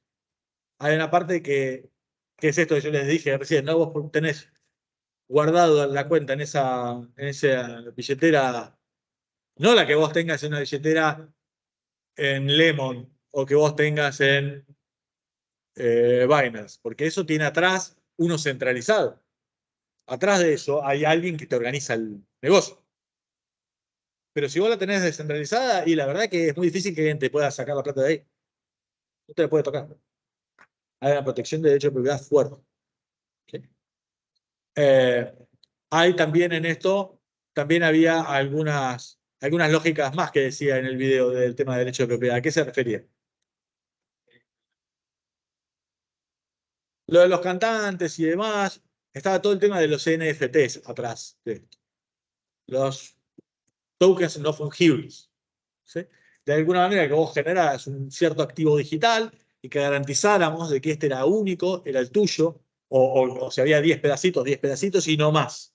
¿No? Hay una aplicación de los NFT, por ejemplo, que lo estaba haciendo, creo que no sé si lo hicieron o no, al final con Flybondi, creo que lo estaban tratando de implementar, para que vos pudieras de alguna manera, si vos comprabas un billete de avión, lo puedas revender y que podamos garantizar de que no estemos revendiendo 2 veces la misma entrada, ¿no? Porque si vos compras una entrada en algún lugar, ¿alguna vez alguno de ustedes compró una entrada digital de algo?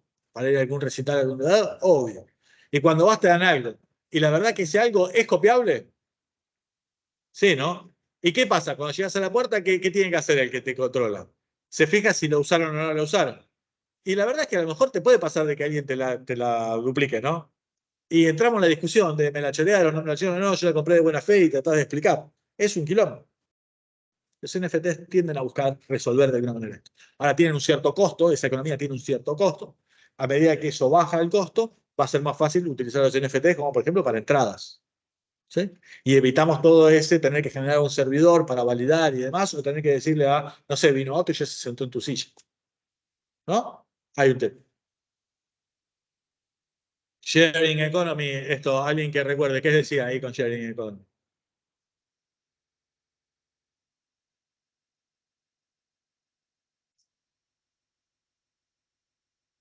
No me acuerdo cómo era, por eso les pido a ver que me diga, ¿a qué se refería exactamente esto?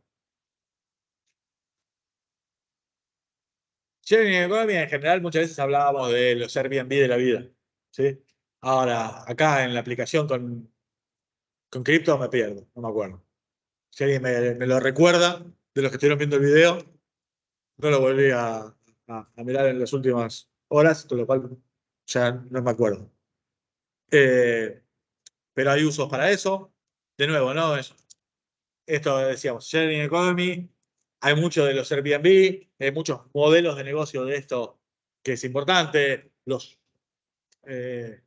usos de ese estilo son muy importantes. Tema de los Uber y demás, había transferencias internacionales, remesas, esto es recontra importante. Y gran parte de los pagos internacionales tienen un desafío muy fuerte justamente por todo lo que tiene que ver con transferencia de blockchain.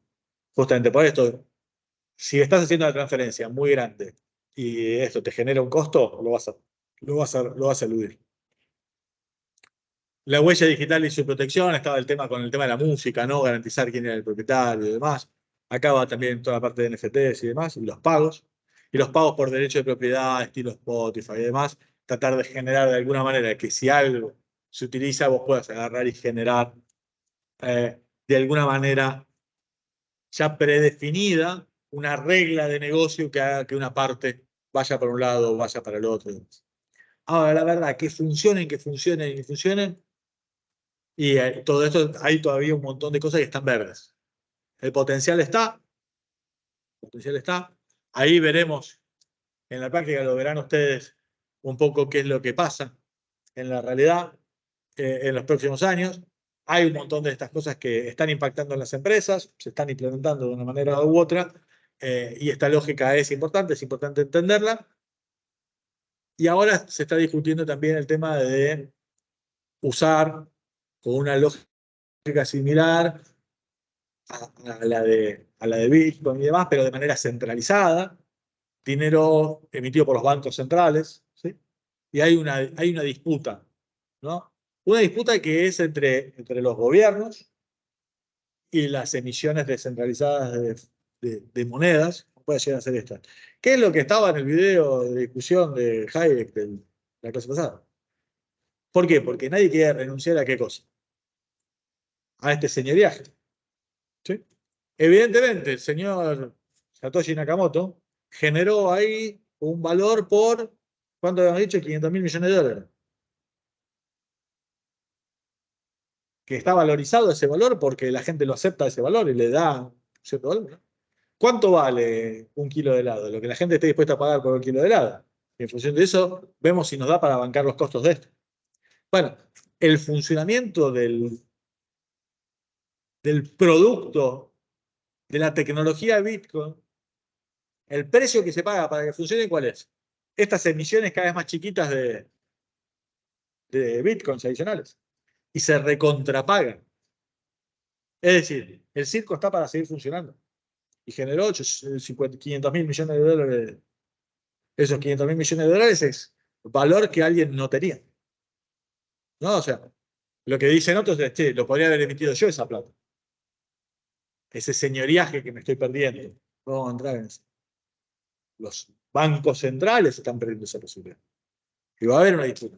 Y hay un montón de privados que se lanzaron en aventuras para tratar de capturar esa guita y de generar esa moneda. ¿Qué es lo que hace un Tether de la vida? ¿De qué vive? Agarra la guita, parte de la guita la tiene en efectivo, parte de la guita la pone, vale, te la pongo en bonos del tesoro, los bonos del tesoro rinden una tasa, ¿sí? Si necesito los vendo en el mercado y hago la liquidez, y mientras tanto me gano la diferencia, me gano la rentabilidad de esas reservas, ¿sí?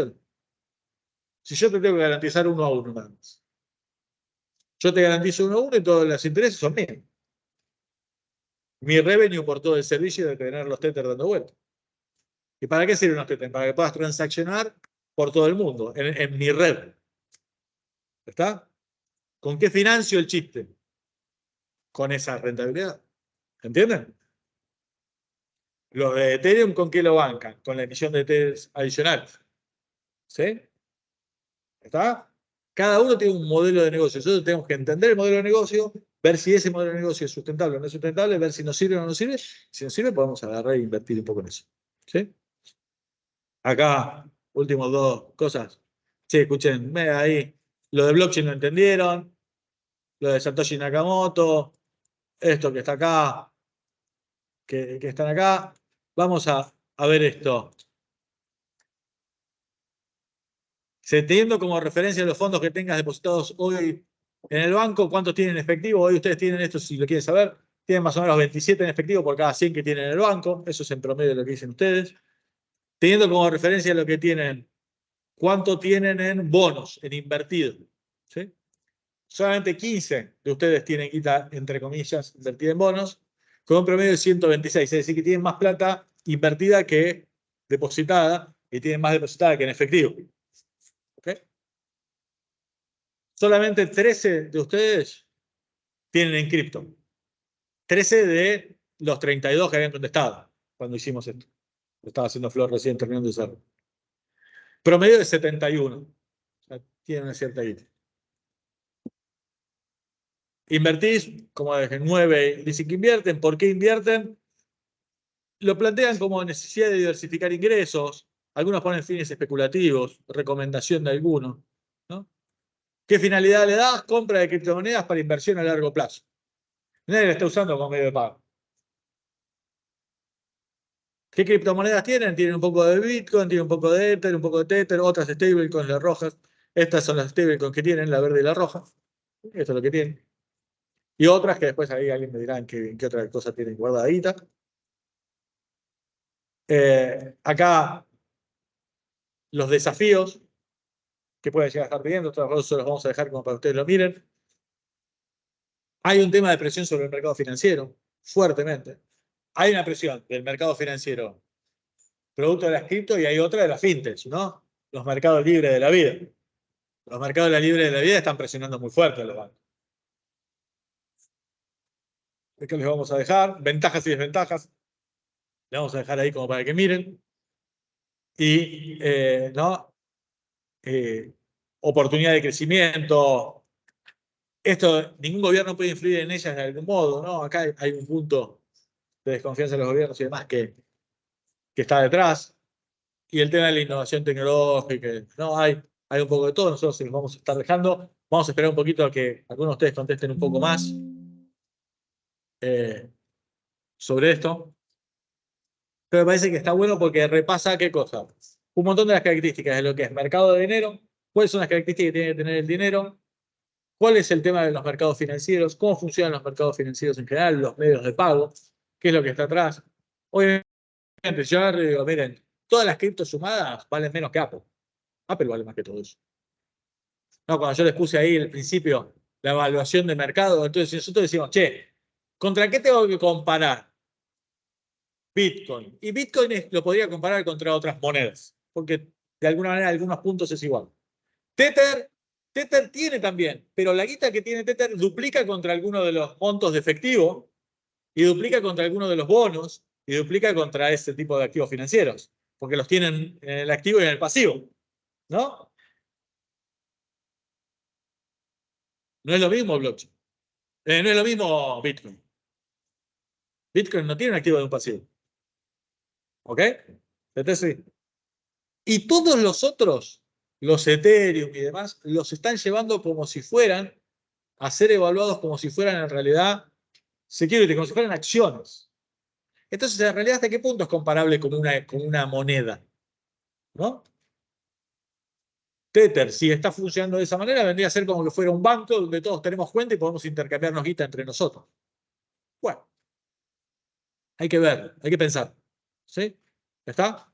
Eso como para agarrar y tener un pantallazo de qué es lo que está atrás de todo este mundo que por ahí se escucha y demás y que está bueno que lo tengan en la cabeza. ¿Ok? Espero que les haya servido como para saber de qué estamos hablando, les haya resultado interesante. Nos vemos el miércoles. Los videos que les había dejado, el de Friedman. Si pueden, miren las entrevistas que están ahí del de Friedman, las 3 entrevistas que están después. Traten de ir mirando esa parte de diálogo que está atrás. Va a ser útil, vamos a retomar algunos de esos aspectos y van a ver algunas de las cosas que estuvimos viendo hoy de cripto y demás, de discusión, de medio de pago, van a estar también ahí atrás. Nos vemos el miércoles. Hasta el Chau, chau. miércoles. Chao, profe.